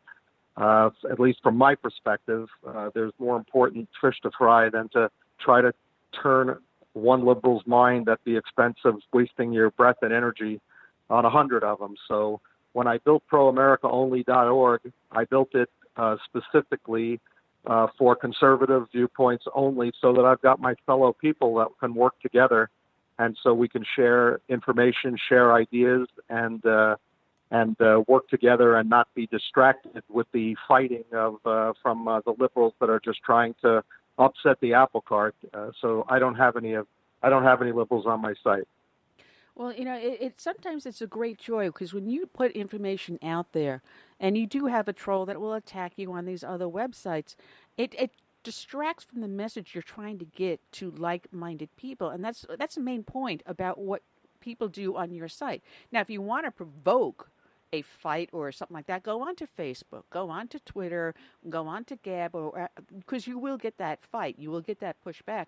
But if you want to share information and get it out there, because mainstream media is not going to put it out there, but they can probably find something they're looking for on your site. Yes, and my site's been up for 2 years now, and we've got a lot of conservative celebrities that are listed on the site. So when you come to the site, not only can you read the posts from fellow conservatives, and not only can you post accordingly, but you can also click onto any one of the celebrities that have our viewpoint, and like Hannity and Janine and all the rest. And so it's a very good source for information. And I want to point out that when I built this site out of my pocket, and I built the site with nothing for sale, no dues, no donations. It's a true site. So it's not a site like the other sites from the perspective that people built those sites to make money. This site is built because of the fact that I'm a pure patriot, and I want to make sure that my fellow patriots get accurate information of exactly what's happening, so that they are well informed. And so I'm trying to get them away from wasting their time arguing with liberals and spending more of their time communicating with their fellow conservatives. I was looking when I was poking around because you're not a neophyte. You're not someone that hasn't been out in the business world. You've been out there for a while. You know about finance. You and your wife have built your own, I don't know what you would call it, a mini empire out there. And you've had this conservative bent with you most of your life. You had for the MAGA cats when people were starting to get bopped over the head and people bashing people for, carrying signs or hats or shirts that say "Make America Great Again." You were telling them how to deal with these situations. So you've been out there in the front of this fight, on the front lines for quite a while. Yes, as a matter of fact, 10 years ago, I met a good friend of mine, Craig Leonard, who's a retired Navy veteran. And, of course, I love all my veterans. He's a very close friend. But I met him 10 years ago on an overpass here in Las Vegas because I was with a bunch of protesters protesting for the impeachment of Obama. And so I've been vocal for a long time against things that I perceive to be anti-American. I'm very outspoken about them. I don't apologize for them. And that's my site, Pro America Only, gives me the opportunity to be able to make posts without worrying about the globalists that run Facebook from putting me in jail, which they've done several times, because they don't like my opinion. Still America, still First Amendment rights. I could still say what I want, and I won't be limited. So that's why I built Pro America Only. I love the site. I love the conservatives that are on it, and I love my veterans. And I've been around for quite a while. I'm 63, so I'm not a kid. Well, you know what I find funny is because you are so true about needing to have a platform to get out your voice to the people you want it to go to. Because on Facebook, I've gotten to the point where I can't put an ad up anymore. I cannot advertise any of these shows whatsoever. They say you're political. It's in the description on the page. It is a page for a political group.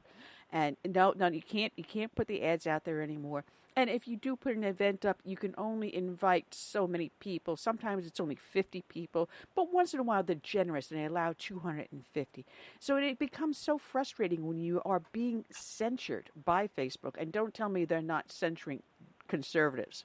You don't see it on liberal postings. You see them up in the ads all the time.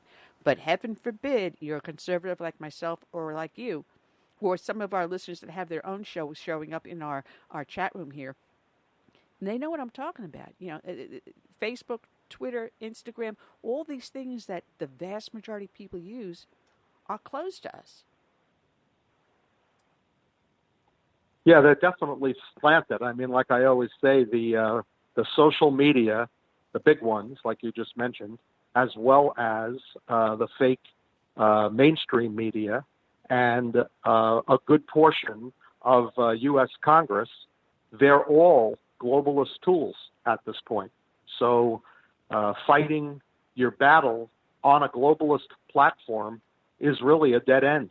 I mean, even Judge Jeanine said something very true not long ago about whether a elected official can serve America first when they take their oath on the Quran, and she was thrown off the air for a week or two. And this is a top conservative personality that generates millions of dollars, and it just goes to demonstrate that the globalist control of the mainstream media and a good portion of our Congress, both sides, Republican and Democrat, as well as all the social media that you just mentioned, they're all globalist tools. So fighting within that framework is fighting on their turf. It's like getting into the boxing ring to fight, knowing that the referee is the uncle of the guy that you're fighting against. You're not going to win. And so it's more and more and more obvious at this point. In fact, it's so obvious at this point that I don't think anybody even argues the point anymore. It's funny because we did have Judge Jeanine on just before she got banned from Fox, and we were one of those that was out there, posting to get her back on the air. She was a fantastic guest. It was a lot of fun having her. But it is voices like hers. And look at the audience she garners on Fox News. And it was to the point where even Fox News says you're not worth the revenue. We can afford to lose the revenue because we have all these other liberal people that are supporting us. So even Fox News is no longer truly a conservative news outlet. And you have to go to social networks, to podcasts like mine, to actually get a true conservative message anymore. It's no longer mainstream media. It's now the underground of us. Yeah, a lot of people are not aware of the fact that Disney has purchased Fox News. And Disney, I mean, they've done some incredible things to raise people's eyebrows. They allowed the LGBT parade to take place in their Disney park in Paris, France. Oh, down in Orlando, too. They've put out... They did it in Orlando, too, just recently. Oh, really? I didn't know that it was right here on our soil. Oh, yes. Yeah, and they've done the same thing with cartoons. I mean, with their movies now, where they have men kissing men for the little children to see, and I'm 100% against it. I don't care what anybody says. I'm entitled to my opinion, and I don't like it. I think it's confusing to the kids, and I'm against it. And so the mainstream media, Fox specifically, now that it's been purchased by Disney, is compromised. And so you're exactly right. Fox is no longer conservative per se. It's got some conservative personalities still on it, like Hannity and Tucker and Ingram, but it's definitely not a conservative news organization like we would like to have, so that we have one that we can count on. We don't even have one we can count on. No. And as my co-host just posted in the chat room, that yes, Disney did buy Fox. Matter of fact, I believe the sale was just finalized a little over a month ago, because I read that in the business news when it was finalized. And it says, oh, well, there it goes to hell in a handbasket. And just before it was finalized, that was when they had the gay parade around the castle down in Orlando. As a matter of fact, there was a little blurb in the news that a father removed his daughter, and he was almost arrested because he was upset over the gay parade, and he was looking for his money back on his tickets. He said, this is not why I came to Disney. I did not bring my child to see this. It's against everything I believe in, and I thought you would be more friendly to a child. And he got himself in trouble for it and almost got arrested for it. So that's why I remember these things. But, in your site, the new conservative social media that people can go to for free is proamericaonly.org.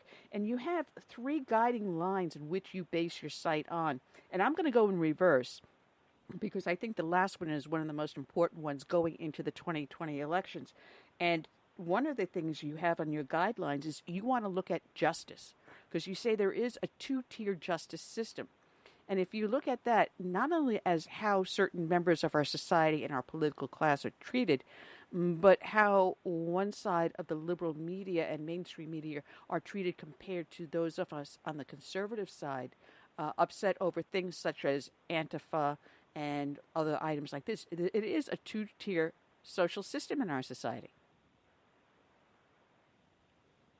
Yeah, absolutely. And I mean, from my perspective, there's no argument that the emails, for example, come from Obama to Clinton and all the way through and have never been prosecuted. I don't think there's any question that the FISA warrants were totally bogus. I don't think there's any question. There is no question among conservatives that Obama was never a legal citizen of the United States. I would have loved for President Trump on day one to write an executive order saying that since Obama was not born in America, he was a usurper and not a legitimate president, and everything he authorized is null and void.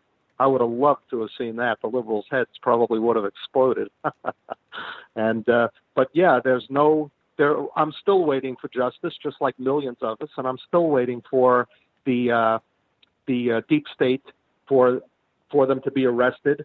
Jeff Epstein, there's no question that his island has housed has housed children that have been kidnapped, that have been raped and tortured and mutilated and murdered and cannibalized. And that information will come out over time. And there's no question that, according to the paperwork, Bill Clinton has been on that plane 26 times, and I believe that Hillary has been on that plane 7 times.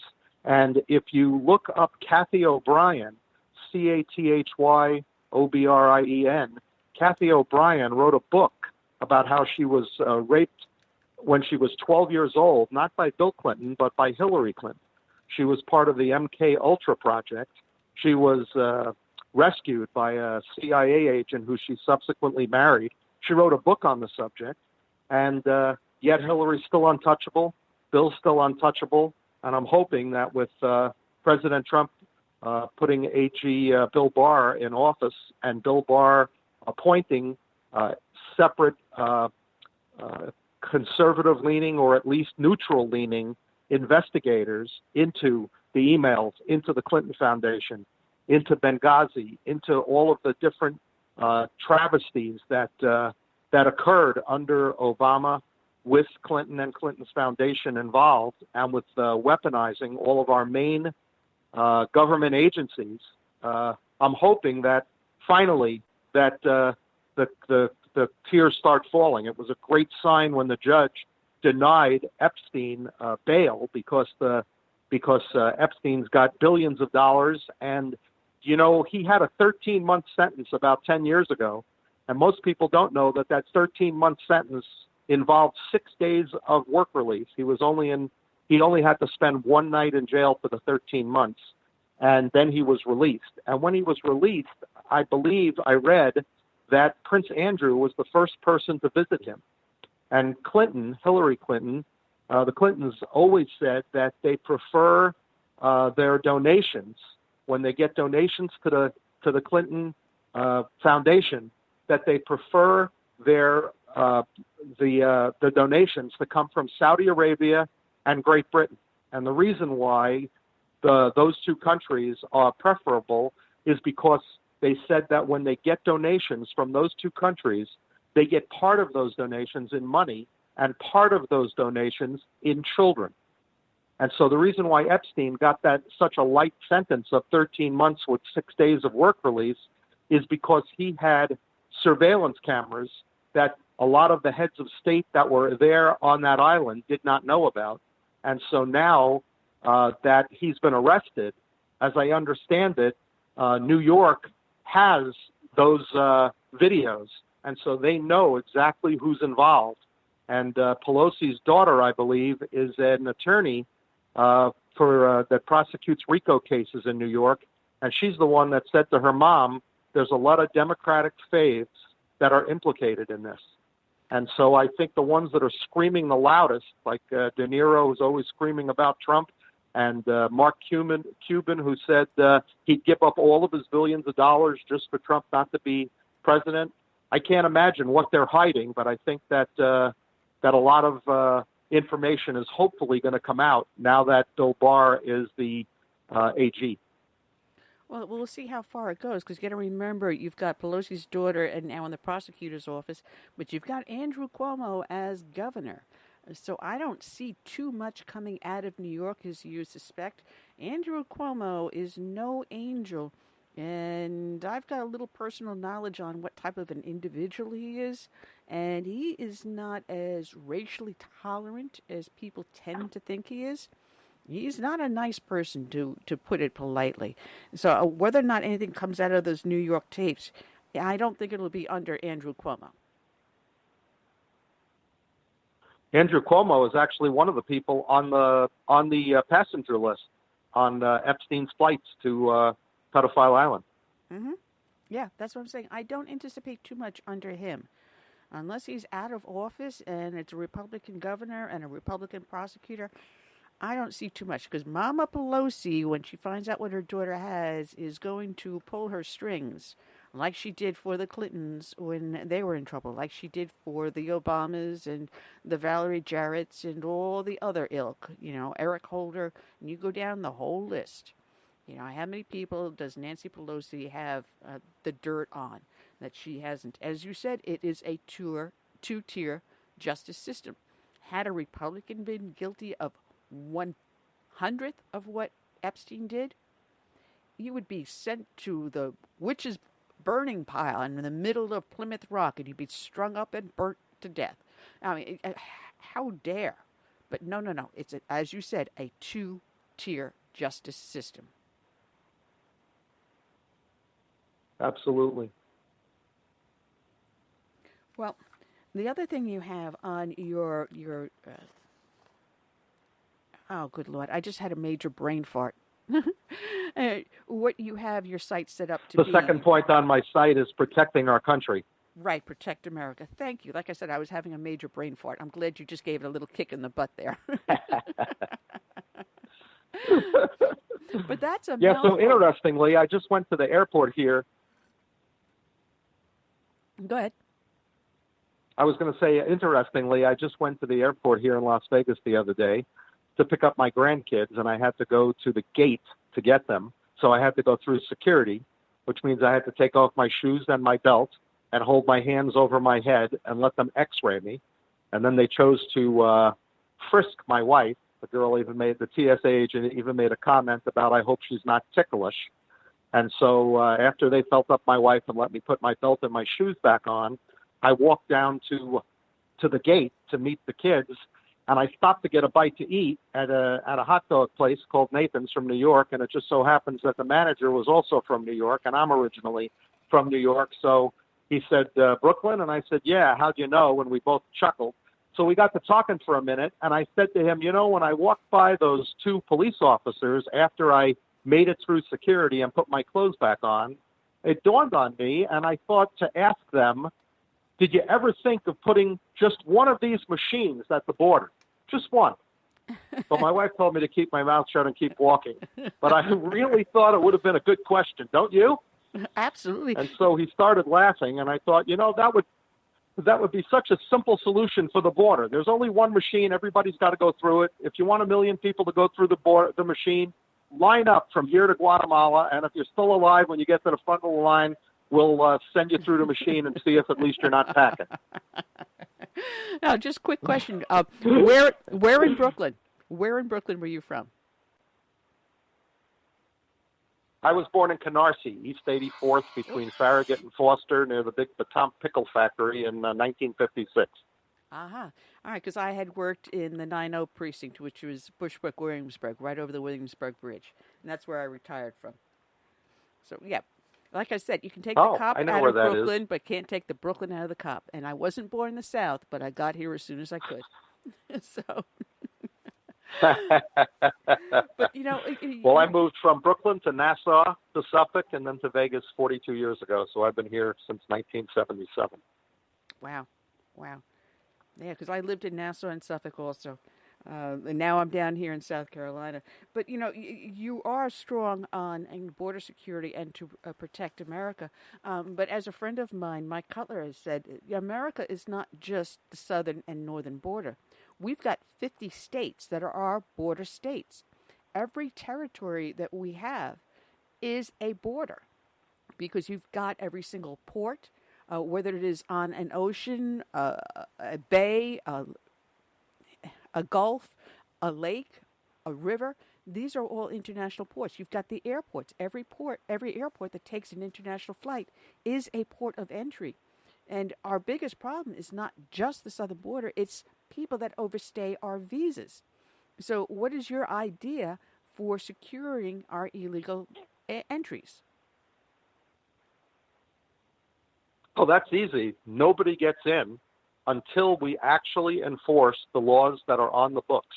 And the laws that are on the books requires you to have a sponsor, and that sponsor is required to be responsible for you in terms of financial support, in terms of making sure that you are assimilating into the community, and to be held responsible financially and criminally if the people that they are inviting into this country to be with them are in violation of any of the laws. There should be absolutely no money, not $1 of any program anywhere given to these people. And when we get to talking about the voter fraud, I'm going to talk to you about the motor vehicles and signing these people up for driver's licenses. And all it is a sham to be able to cast votes in their name. But the actual conclusion to be able to prevent the illegals coming into our country is to absolutely prevent them from coming in. One thing that you can do immediately is to stop the flow of money. So there is no money.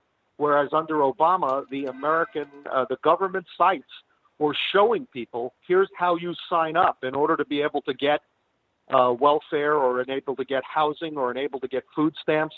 They don't give it to our veterans. They don't give it to Americans, but they give it to illegal aliens because they're trying to topple our country, which I'll talk about in the voter section in more detail. But there's absolutely no way that our borders should be porous. And Catholic Charities is the organization that is leading the distribution of these illegals throughout the country. And the laws that were set up are set up to be an absolute joke, where somebody who's coming into the country illegally is given a court date in 2 to 5 years, and 90% of them never show. So we know it's a completely broken system, but unfortunately the globalists have an unlimited amount of money, because the globalists are led by Rothschild, whose net worth is estimated to be $500 trillion. And so between Rothschild and all of the globalists under him, and his Federal Reserve scam that he's been running on America and on many other countries for many, many years, has made him so rich that he's just basically running right over the top of us. I mean, there's an outstanding warrant for the arrest of George Soros from the country of Hungary for messing with their country over there. And yet nobody ever talks about picking up George Soros. And so where is he? He's probably protected by Blackwater, which is the largest independently owned security organization in the world, and that organization has all special forces and ex-Navy SEALs and those kinds of things. So I assume that going to arrest George Soros would take military in order to be able to get it done. And if I was the president, I would absolutely do that, because I would try to disrupt the globalists. And in order to disrupt them, you got to cut off the head of the snake. And the head of the snake is the Rothschild family, but under the Rothschild family, Soros is the most active one. But if you take out Soros, you bring him in, and you bring Obama in, and you bring Clinton in, and you put these people in Guantanamo Bay, the next thing that's going to happen is that a lot of the people under them are going to get real nervous real quick, and they're going to start running. And while they have their passports, they really should. Yeah. Well, George Soros is somewhere in flyover country. I don't know why Indiana, Illinois or something like that is ringing a bell, because he does have his private security. But if I remember correctly, and Vorp in the chat room points out that there is a arrest warrant for him out of Paris. I do believe there was an indictment out of the UK because he crashed the pound a number of years ago. He would do that to make his money. He would crash the currency of that nation so he can make his extra billions. Soros has a lot to answer for. Whether or not it ever will happen, I don't see it, because he's in his little cave, so well surrounded by his security and people that are so accustomed to cleaning up his messes. He's like that black widow spider in the center of the web that you're never going to get to, and it's unfortunate. But, as you talk about these issues, about our attack on our sovereignty from all different types of sources, not just from Soros, but from other areas too. I mean, you got to look at how much communism has become so entrenched in our society. It used to be you call someone a communist and it was a dirty word. If you were known to be a communist, you couldn't get a job. But now you've got an ideal, a political ideology that is so antithetical to our American foundation, to our Declaration, and to our Constitution, and yet we allow it to prosper. if anything, would destroy is the socialistic and communistic ideals coming out of people like the Mad Squad, which is what I call them, the new Mad Squad, coming out of them. It's acceptable. You've got Bernie Sanders, an avowed communist who did his honeymoon in Moscow. How much more of a communist can you get? He thinks it's such a wonderful nation. And yet they're entrenching these ideals here in the heart of America. Yeah, and what they're doing is they're looking to pick a fight with at least 100 million Americans that have at least 500 million firearms and 1 trillion bullets. And there's at least 14 million veterans who are part of that 100 million, who are skilled and trained and know how to fight. And so these people that can't decide which bathroom to use really better think twice, because if they keep pushing, there's a saying that I often use by Thomas Jefferson in 1775, who said, from time to time, the tree of liberty needs to be replenished with the blood of patriots and tyrants. And sometimes, even in a civilized society, sometimes there is not a civilized solution to be able to resolve an issue. And so the liberals and the globalists, if they're pushing for a conflict, and they are, because they have Antifa beating people over the head, and some of them have concrete in their Starbucks coffee cups so that they look like they're drinking coffee, but they can crush the head of a Trump supporter for wearing an MAGA hat. They're hitting them over the head with crowbars, and Antifa is running in the streets blatantly in Portland, with the mayor refusing to tell the police to restore order. I can only imagine being a policeman in Oregon watching Antifa causing all of this harm and all of this damage. And we know that Antifa is a Soros-funded organization, which is a globalist organization, which is attempting to absolutely upset the apple cart. And I know I heard just at the very end of the prior conversation, when I picked up and was listening to the prior call, somebody said that violence is never the answer. And I'd simply like to point out that America was liberated by people with guns. And so America stands tall and proud today because our founding fathers fought. They didn't write letters. They didn't bang on their keyboards. They fought for freedom.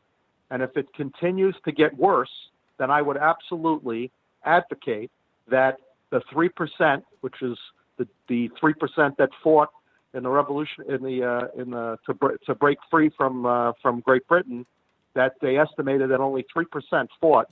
I absolutely would advocate that the militias that exist throughout the United States, and there are many of them, that if the time comes that we need to protect ourselves, that we don't hesitate to do so, to make sure that America remains free, remains capitalist, remains a republic, and remains intact. Well, just to put the conversation in perspective, when you were there, we were talking about a peaceful protest where we had some people supporting illegal aliens and the raids that were being put out there by ICE.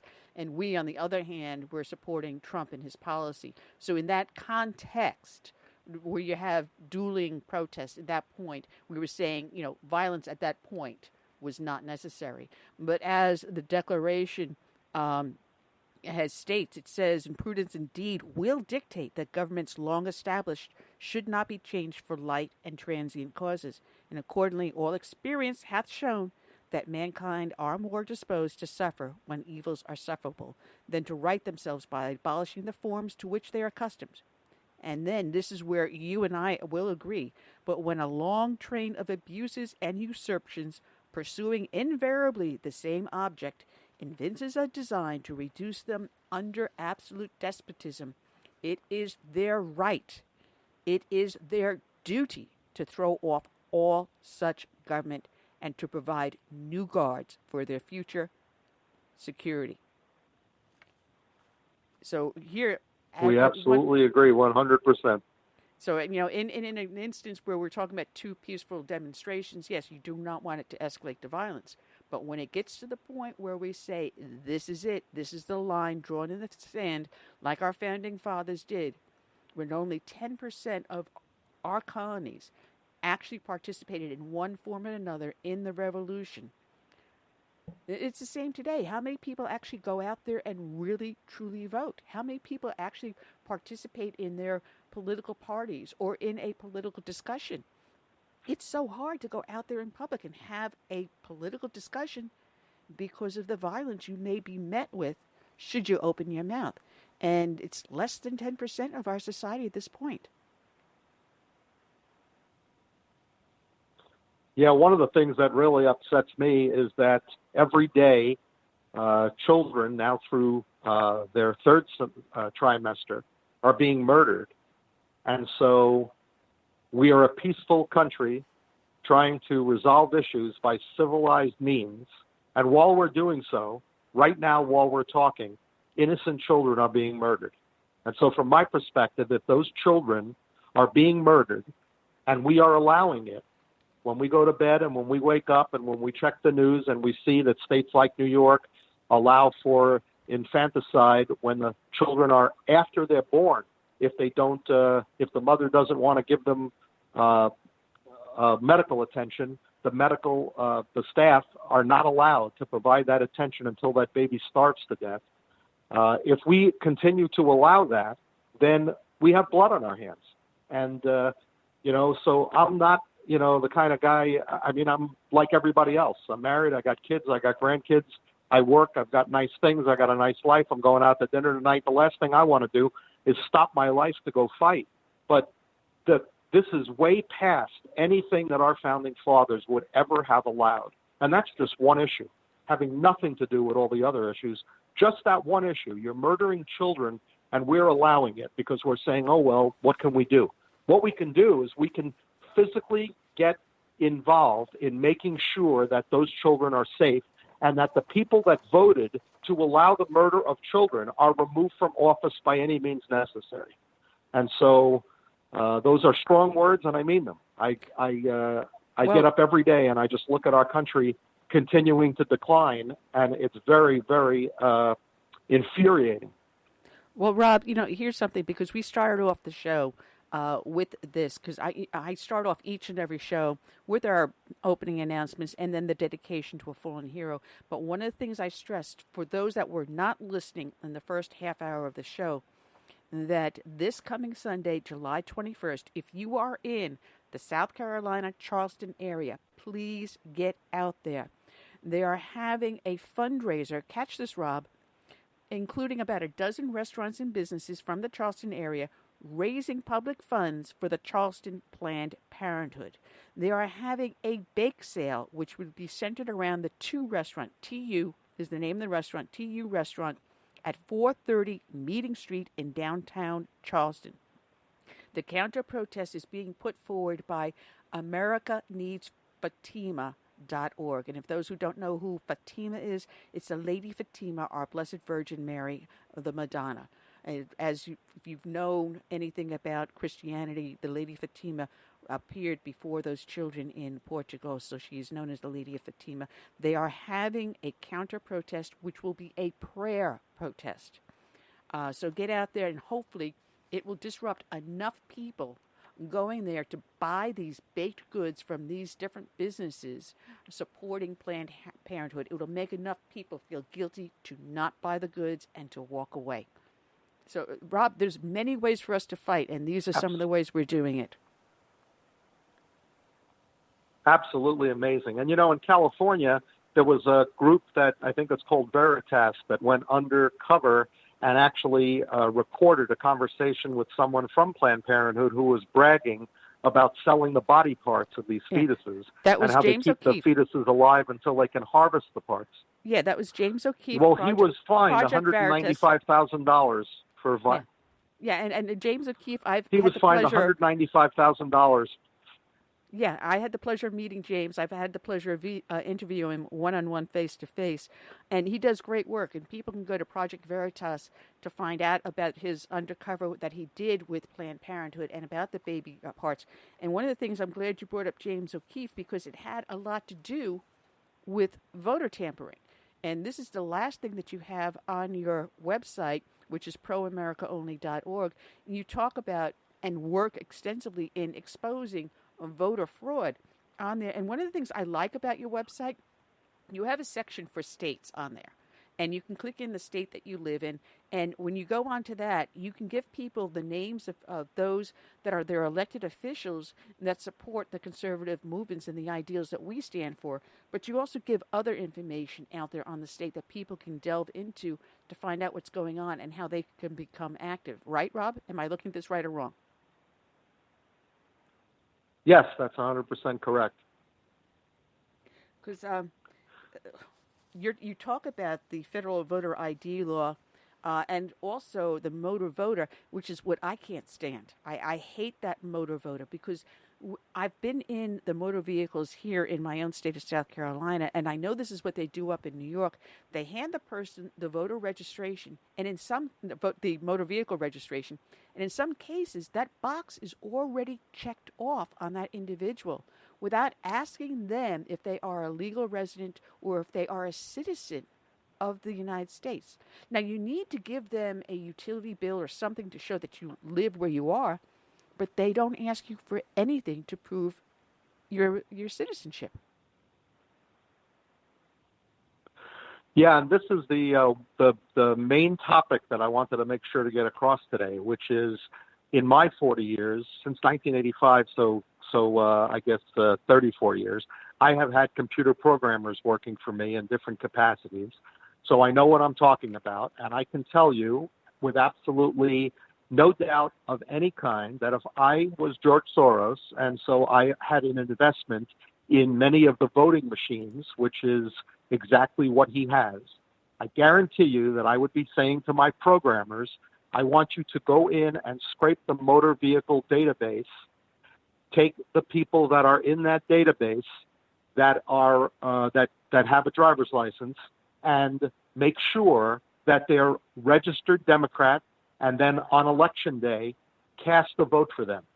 So what I'm warning today, and what I've been working on, and I've been sending my message to everybody from Donald Trump to A.G. Barr to Tom Fitton, you name it, and I've been sending it. What my message is today is that it doesn't matter if the illegals are deported. It doesn't matter if they're jailed. It doesn't matter whatever happens to them.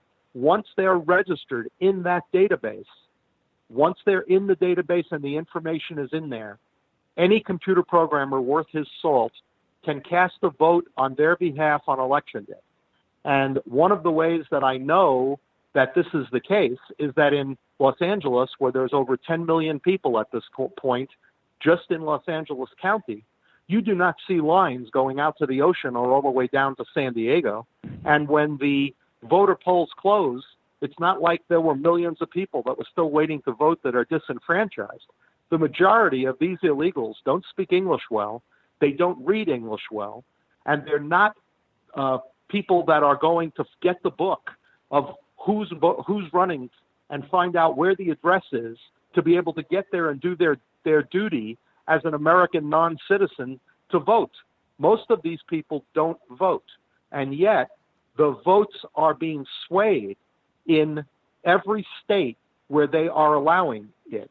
And so the 10 states that allow illegal aliens to have driver's licenses are New York, California, Washington, Colorado, New Mexico, Nevada, Illinois, Hawaii, Delaware, Connecticut, plus the District of Columbia. And those 10 states, plus the District of Columbia, are all blue. Every single one of them. Nevada, where I live, just turned blue, all blue. The governor, the senator, the House, and the Senate for the state of Nevada all turned blue in 2018. And yet when Trump was out here for his rally, I was at the rally with my lovely wife and our press secretary. There were thousands of people inside and thousands of people outside. In contrast, when the big people like Biden and Obama and Clinton came out to try to rally support for the Democratic candidates, they did so. Some of them were in Chaparral High School's gymnasium that held 200 people. And so there's no way that the vote is a legitimate vote. Those votes are manufactured. They're contrived. And I can point to three cases. Yes. Well, go ahead and finish with your three cases, and I have a question for you. Okay, I can point to the three cases real quickly. One is that in Florida, DeSantis and Scott carried the day, both Republican. And yet there was a question on the ballot, whereas 1.4 million felons were given back the right to vote. Now, in the first place, Republicans don't normally vote to restore voting rights to felons because most of the felons lean Democrat. But the majority of felons don't even vote. And I know this because of my business experience for years. Very few of them register to vote, get the book, go down, and vote. So giving them back the right to vote is really just an opportunity for the globalists to scrape the database, take those felons, register them as Democrat, and vote them internally.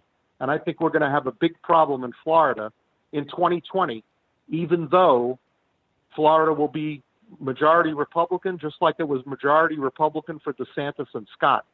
The second thing I want to point out is Sinema versus McSally in Arizona. Arizona is a Republican state. McSally was a fighter pilot in the military. Sinema, her platform was that if somebody left America to go fight with ISIS, that person would be welcome back in the United States. And when the voting closed, McSally was ahead, and then as they continued to manufacture votes, Sinema ended up winning. There's no way that should have been a legitimate result in Arizona, in a Republican state. And the third one was Romney. Romney ran against Wilson in Utah. Romney's not liked in Utah. Maybe he won, maybe he didn't. He had a lot of money behind him. But the point I want to make is that the polls closed in Utah at 7 o'clock. And at 7:10, Brett Baer was on Fox saying, with 8% of the polls reporting, we can now state that Mitt Romney will be the next senator for the state of Utah. Now, the only way with 8% in that they are already announcing it is if they have a crystal ball or they know the results. And in fact, the night before the election on Fox News, they put up a graphic showing that Gillum was beating DeSantis, 2,927,000 to 2,860,000 votes with 99% reporting. And then they subsequently reported that was just an error. They were checking their system. And so that was a graphic, a fake graphic on the fake news the night before the election. Well, before Curtis asks his question, I just want to make one point and then one other thing I want to mention. The graphic that you're talking about wasn't on Fox. It was actually MSNBC. And it went up for about a 10-second period up on MSNBC. And then that's when afterwards they said, we were testing the equipment. It was just a mistake because it ended up a woman tweeted the graphic up on Twitter, and she ended up being excoriated because she posted it. She got herself into a whole mess of stuff with the liberals going after and doxing her.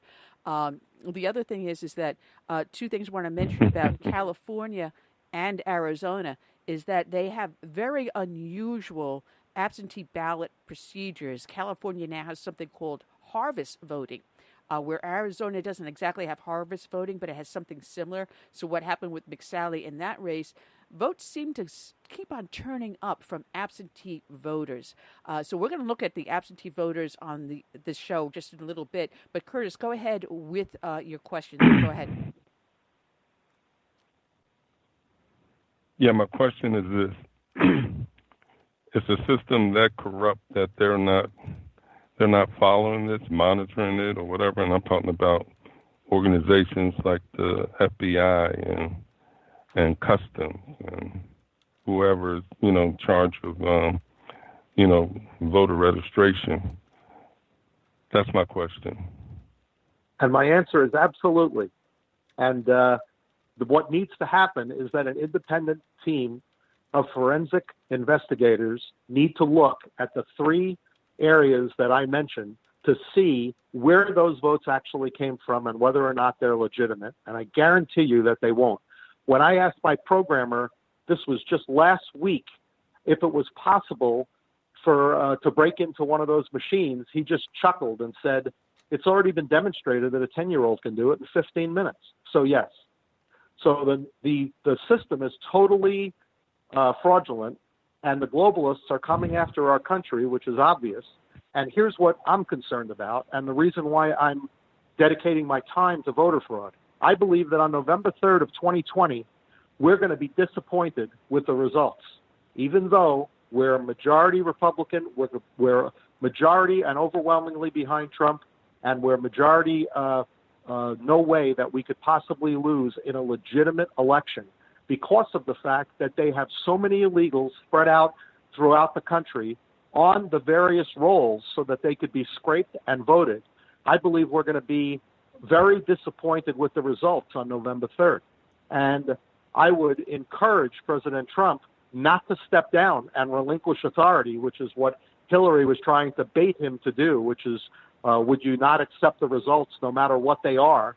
And he danced around that point. And the reason why he danced around that point is because he knows that it's a fraudulent system. But I think that between last year and this year, between 18 and 20, the system is getting much worse, much more corrupt. And the reason why I point to that, I'm not sure if you guys are familiar with the National Popular Vote Interstate Compact. Oh, absolutely. NPVI. Because we happen to be friends with Bobby Lawrence, who runs the website protectyourvoteusa.org. We have been on this issue for the last couple of years. As a matter of fact, here in the state of South Carolina, I stopped it in the Judicial Committee in both the House and the Senate with the members I know on those committees, and it's not coming onto the floor in the state of South Carolina, period. We're very, very familiar with the National Popular Vote Compacts. Yeah. Yeah, he was They're on up to last 196 votes in 16 states at this point, and the last four of them, Colorado, Delaware, New Mexico, and Oregon, were all this year, 2019. Exactly. So they're picking up steam, and their goal, like as you know, then if you know it, then their goal is to definitely put together a coalition of 270 electoral votes, get enough votes for the popular vote to go to the globalist candidate, and then cast the electoral votes in favor of the globalist candidate. And then once they do that, have it be fought out in the Supreme Court. And the problem with the Supreme Court is most people think it's 5-4 conservative, but it's not. John Roberts is a globalist plant. He's the one that banged Obamacare through, and he's the one that just blocked the census question. So he can't be counted on. So it's really not 5-4 conservative. It's really 4-4 with Roberts, who can't be trusted to side with the liberals. No, absolutely. Yeah.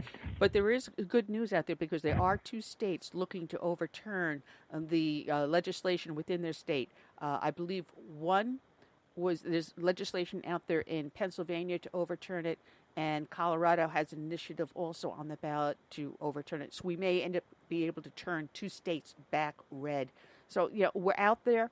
We've got our troops on the ground. Bobby Lawrence has got his foot on the pulse of the nation, his finger on the pulse of the nation. It's still, he doesn't have financing. He doesn't have a nationwide network. He's been doing it state by state by reaching out to people. But I think it's time it starts to come out of the shadows. And I think it's time Bobby Lawrence is going to be moving this forward so it becomes more of a popular national movement. So there's hope out there, Rob. It's not all doom and gloom yet. Not yet. We've got hope. Well, please pass my name over to him so that we can hopefully get together and try to help make good things happen so that in advance of November 3rd of 2020, we don't deteriorate, because that's going to be the flashpoint. I mean, you got Antifa, you got the conservative protesters, you got minor scuffles, you got a lot of people not, really engaging, and I understand that. I think it's going to get worse in Portland. They have, I believe, August 17th, there's another anti-protest up there. And I know the Antifa people were saying that they were going to bring acid this time. And some of the conservatives were saying we're bringing firearms this time. So at some point, there's definitely going to be an armed conflict, but it would still be a small armed conflict. But on November 3rd, 2020, if we attempt to lose control, if they attempt to wrest control of this country by voter fraud means, which is the only way they could do it, I cannot imagine this country not deteriorating into pandemonium. And that's why I'm working so hard, because I don't want to do anything but enjoy my pool and enjoy the rest of my days. But there's no way that this country is going to have Kamala Harris or Joe Biden or any of those clowns as president. And we can't afford to have more AOCs or more Omars or any of those people that are sworn enemies of America in our government. We just can't have it. Well, there's one other thing I'm seeing, and I know it's happened here in the state of South Carolina, because you were talking about hacking into the voting system. And I had a clip that I used to play several times a number of years ago from a gentleman that was testifying in Chicago, and he was one of those programmers for the voting booth machines. And he told in court, in sworn testimony that you can probably find up on YouTube, and I'll have to see if I can dig it up. I know it's in one of my archive files, that he was testifying how easy it was to hack into the voter system. This was for the 2008 election system he was talking about, the hanging chads we had with Bush and Gore. And he went and told about how easy it was, and how these machines were coming out of France, and how the companies were tied into George Soros, and it was a whole big sticky situation that he described in the court. But what we're finding now is that people are getting onto the idea that if these systems can be hacked, people can then change the votes. And we understand that. Here in the state of South Carolina, they just passed legislation, and they're putting forward these machines that's actually a two-step. It does not have any access whatsoever to the internet or to an intranet. It is completely offline, each machine. And the voter goes in, they look at the touch screen, they make their choices, and then they hit the button to say these are the choices. Actually, what happens is a little ballot, a paper ballot, is then printed out. The person then looks at that paper ballot and says, yes, these are all the things I choose. If not, then they go back to the election official and redo the whole thing and get the correct choices. You then take that ballot to another machine that has a scanner on it, and you scan that ballot into the machine. It goes into a slot.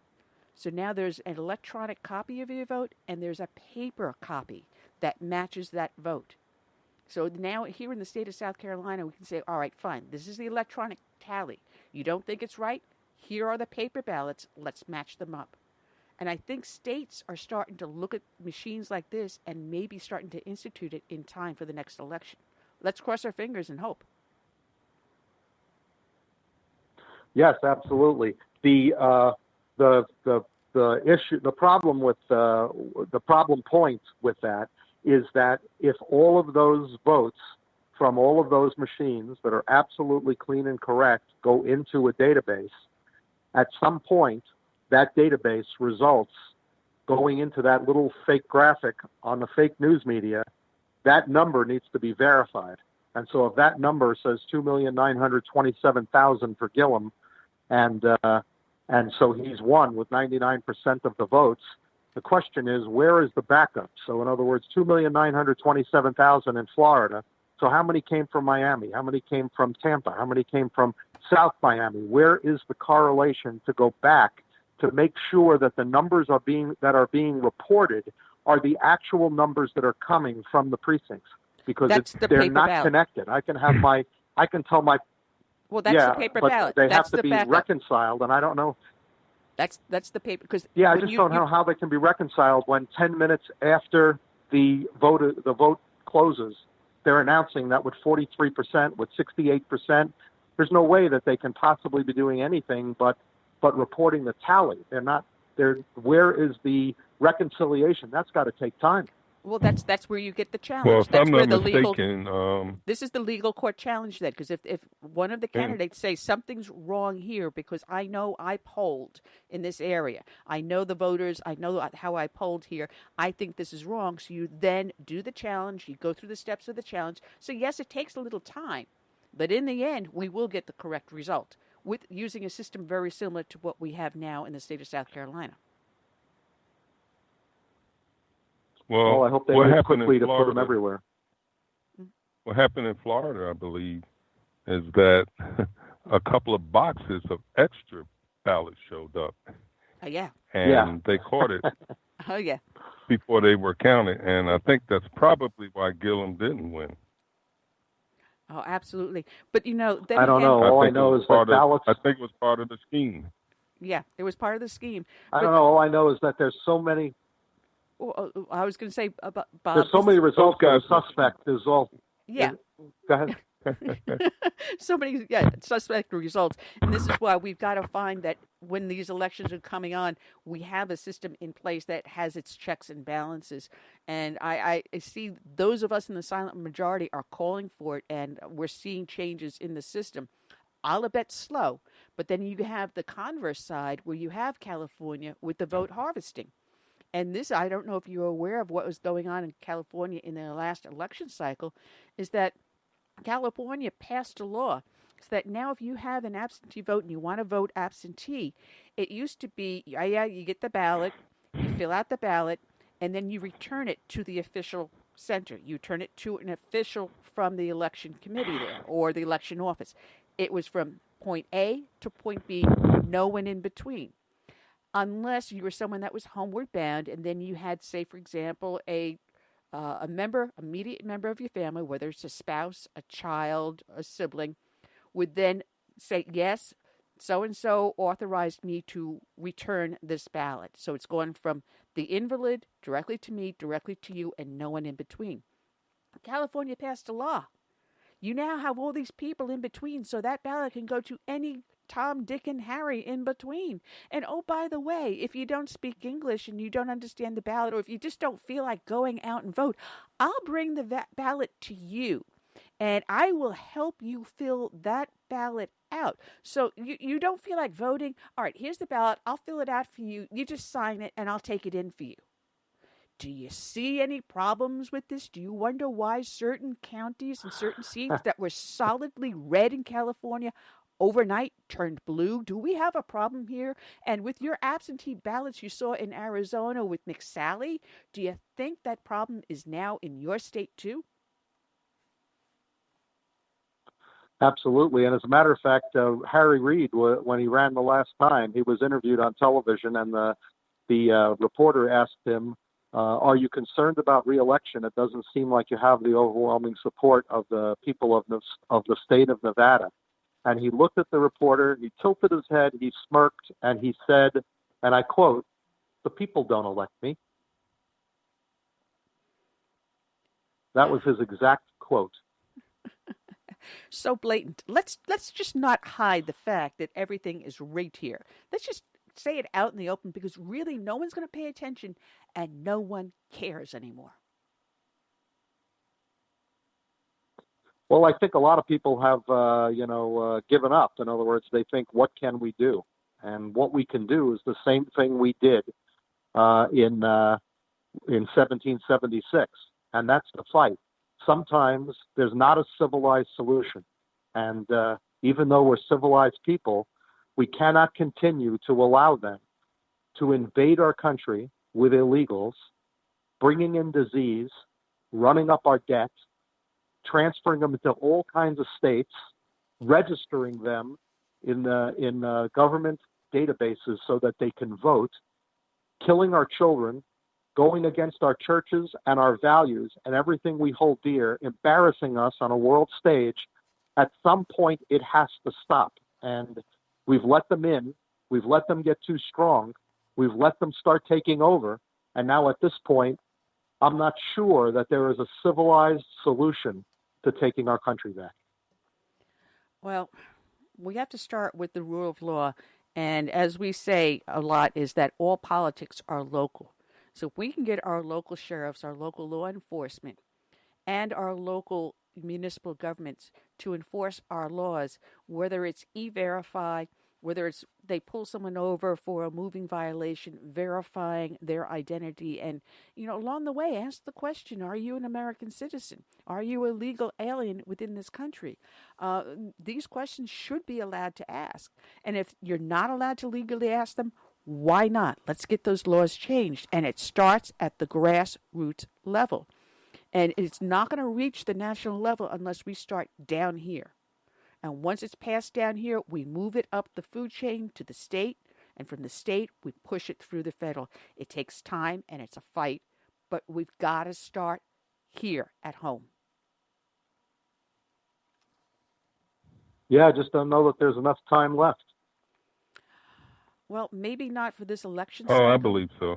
But I think there's always time at where I stand in my life. I think we've got lots of time to start turning the tide back.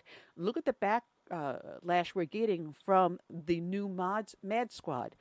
People are finally looking at them to seeing them what they are. We're starting to hear in the news questions about AOC and about Ilhan Omar, about their backgrounds, their past, whether or not Ilhan Omar is actually a legal resident, whether or not that's actually her real legal name, about the bigamy marriage she had. These things are starting to come out in the news, and people are starting to question whether or not it goes through the entire media. I don't know if there's enough there to start the snowball going. But something else we have to look at, not just that, is that the effect of Facebook and Google on our election systems, because you mentioned Project Veritas before, and our friend James O'Keefe, he was recently at the social media summit at the White House, and he re-released a report on Google, which shows up an undercover video from Google, leaked documents, and testimony from a Google insider that shows how they influenced the last election and what they're putting in place to prevent Trump from being reelected. The effect of this social media, and it shows that maybe somewhere between 2.6 million and maybe as upwards as maybe 10.5 million votes were affected and went pro-Hillary because of their influence on social media and changing the votes. This alone should make people scared. Yeah, and then they say that Hillary won by 3 million votes after they have millions of illegals in the country, and they've got all of these organizations intentionally working to try to sway the number.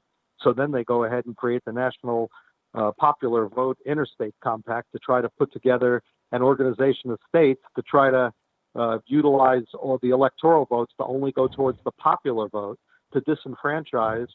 The last 10 states don't even total 10 million. The last 10 states, 41 to 50 by population, only come out to 9.8 million. The last 10 states don't even total the amount of people in Los Angeles County.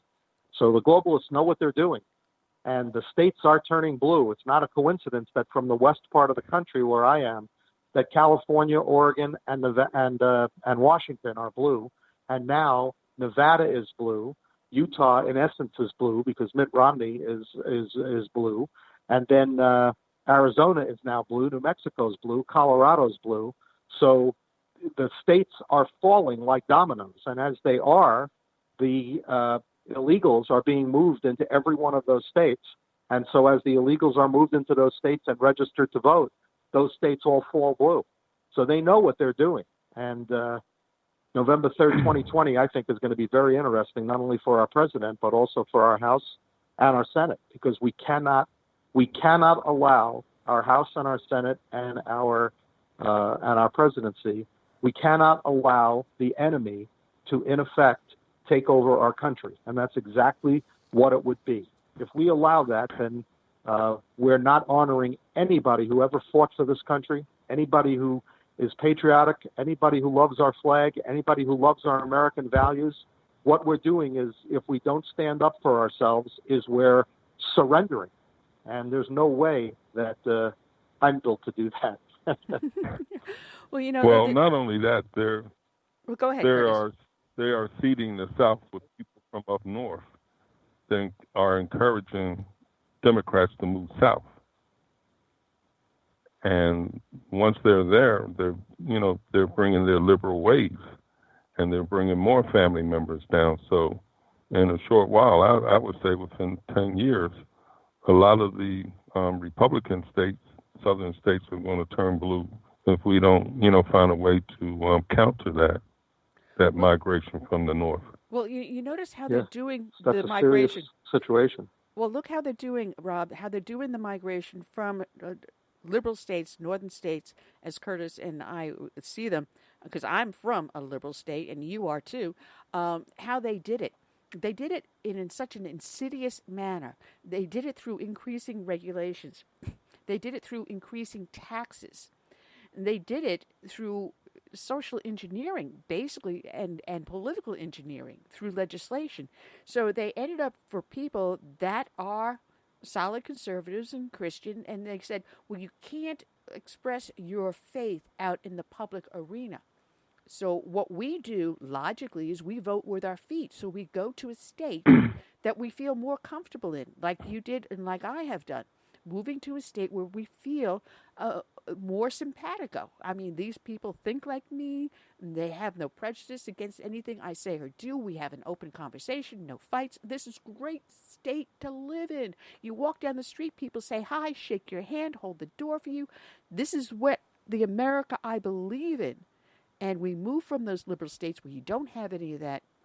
And then all of a sudden, everyone else looks around and says, well, listen, our neighbor moved down and they're paying, instead of $10,000 in property tax a year, they're only paying $800. And you're talking to them still on the phone. You're sending them emails. You're making phone calls. You're telling them how great it is. So we welcome them with open arms down here. and when they move down here, it's like, oh, you've got plastic bags. Plastic bags and straws are bad for the environment. And you say, all right, whatever you say, you let it pass. And this is how they've become so insinuated in our red states. We welcome them with open arms because we're all American. We believe in God and country. And all of a sudden now it's like taxes go up. Bags are banned. You have to wear a helmet if you ride a bicycle. And all the liberties we thought we were coming back to are starting to be taken away because we're so busy leading our everyday lives, waiting to go into our swimming pool with the grandkids and not paying attention to what's going on locally. And Rob, this is where I say all politics start at the local level. They get into our local neighborhoods. We allow them to make changes instead of fighting back and holding our ground, and this is how they're able to turn red states blue. Yeah, you got Atlanta, you got Memphis, you got Birmingham, you got Raleigh. All of those are basically Democrat. And here we've got to find a way to stop it. And here we've got Charleston and we've got Columbia. Nevada. The two largest urban areas. Yeah. Mm-hmm. And it'll spread out. Here, Nevada's blue on both sides, House and Senate and governor and senator. Senator, governor, House, and Senate, all blue, all turned blue. Well, Rob, and now they no sooner turn blue than they pass Bloomberg's red flag law about guns, tightening up on gun control, because that's their next thing. Oh, yeah. Oh, man, don't even get me started on that one. But that red flag law is such a slippery slope. And, so what? You sneeze 2 houses over and your neighbor gets pissed off at you. Next thing you know, you're hauled before a judge, your guns are taken away, and you have no idea why. And then you're being submitted to a psych exam, and you have no idea why, because your neighbor got pissed off at you. Red flag laws are the worst laws that have ever passed. But there is hope. There is hope out there, Rob, because you've got individuals such as Bob Johnson, who's the founder of BET. Remember back in the late 70s, BET came out with that Black Entertainment Network they came out with. They came out with Ebony Magazine and all the other things that fell in. He has said publicly that the Dems have moved too far to the left. If you have an icon of the black community, such as Ben Johnson saying, you guys went a little too far, you're nuts. And you have them coming over saying, wait a minute, Trump may not be that bad. Let's take a look at this, folks. We may have a large segment of our society come 2020 shifting focus. And maybe we're not as bad off in 2020 as we think we are. But that doesn't mean we shouldn't stop fighting and using sites such as yours, proamericanonly.org, to get the word out and keep the fight going. Absolutely. Well, the backlash from the leaders in the black community with the BET founder is that he doesn't represent the normal black, constituent. So that's how they're fighting him back. They pretty much just being dismissive of what he's saying. Well, since he controls it. Well, they're very dismissive. Well, he doesn't represent the average black guy.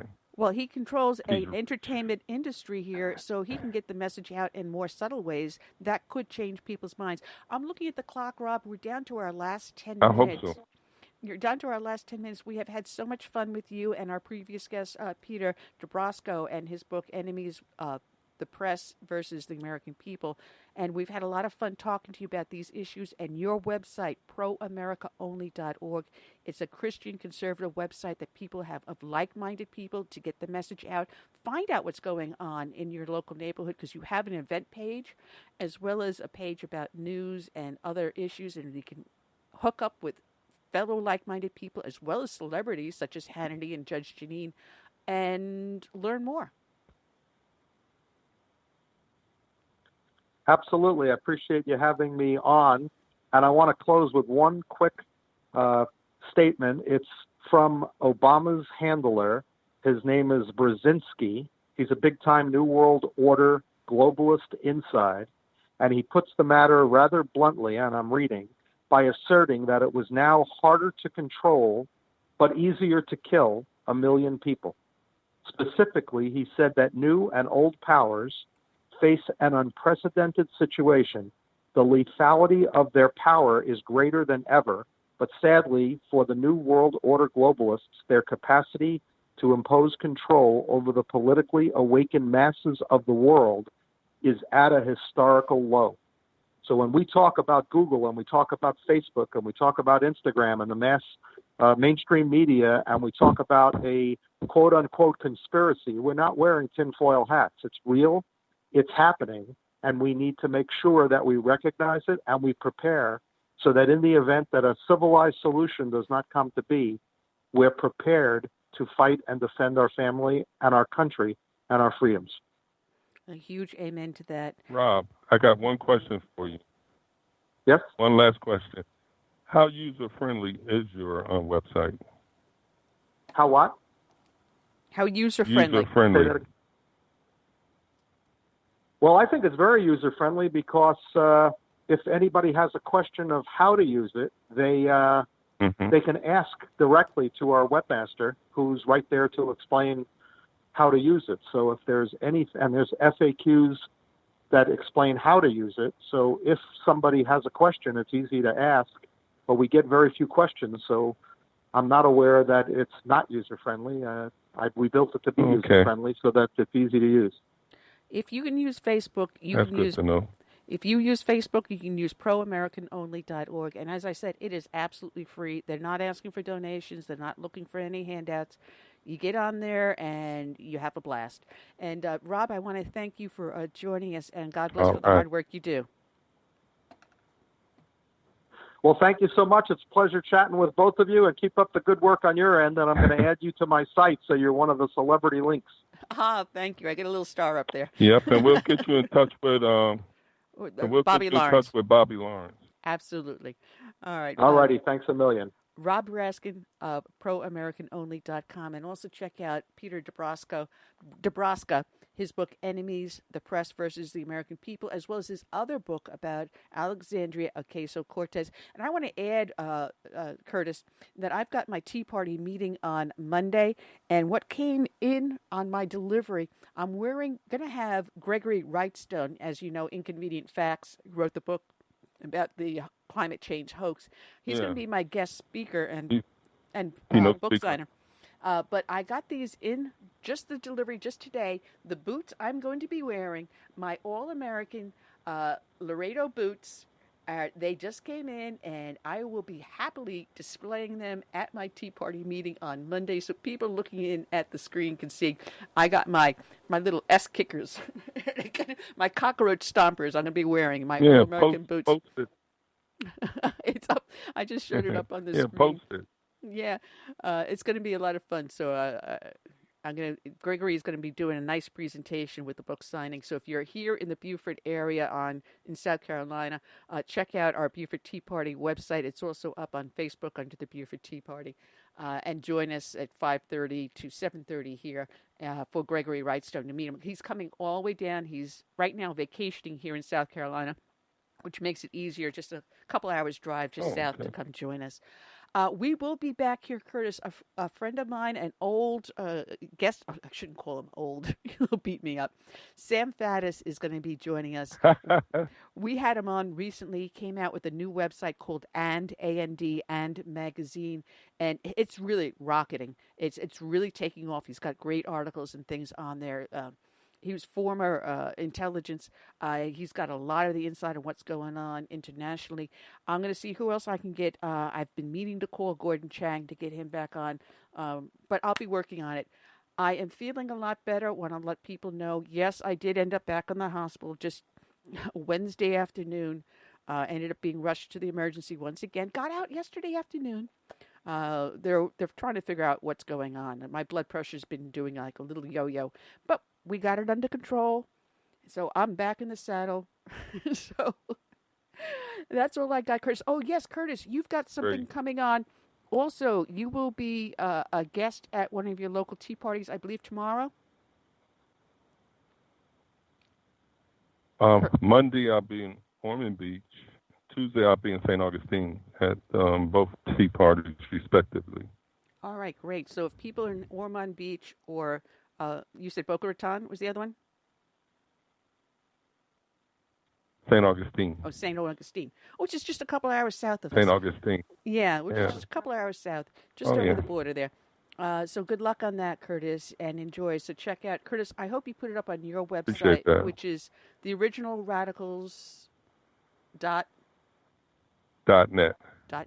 originalradicals.net. One of these days, I'm going to put your website up on mine so people can click on it and go straight to it. Remind me, send me an email. Just hit me over the head with a 2x4, and we'll get it done.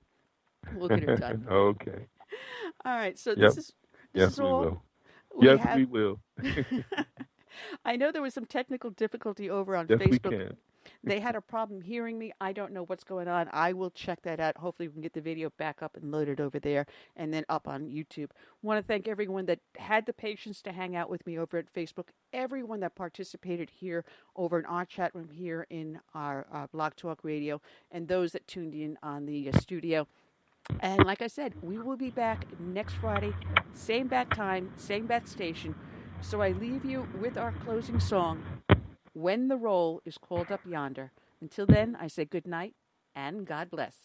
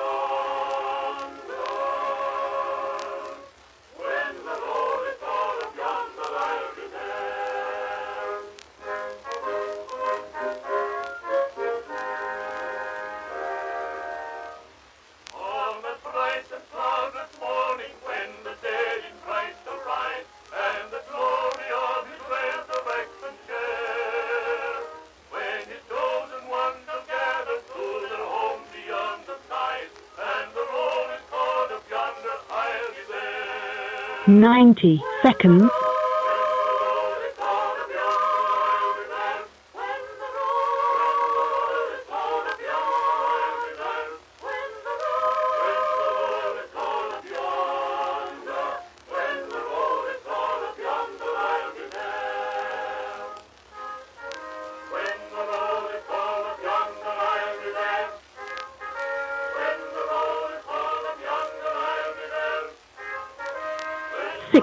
Seconds.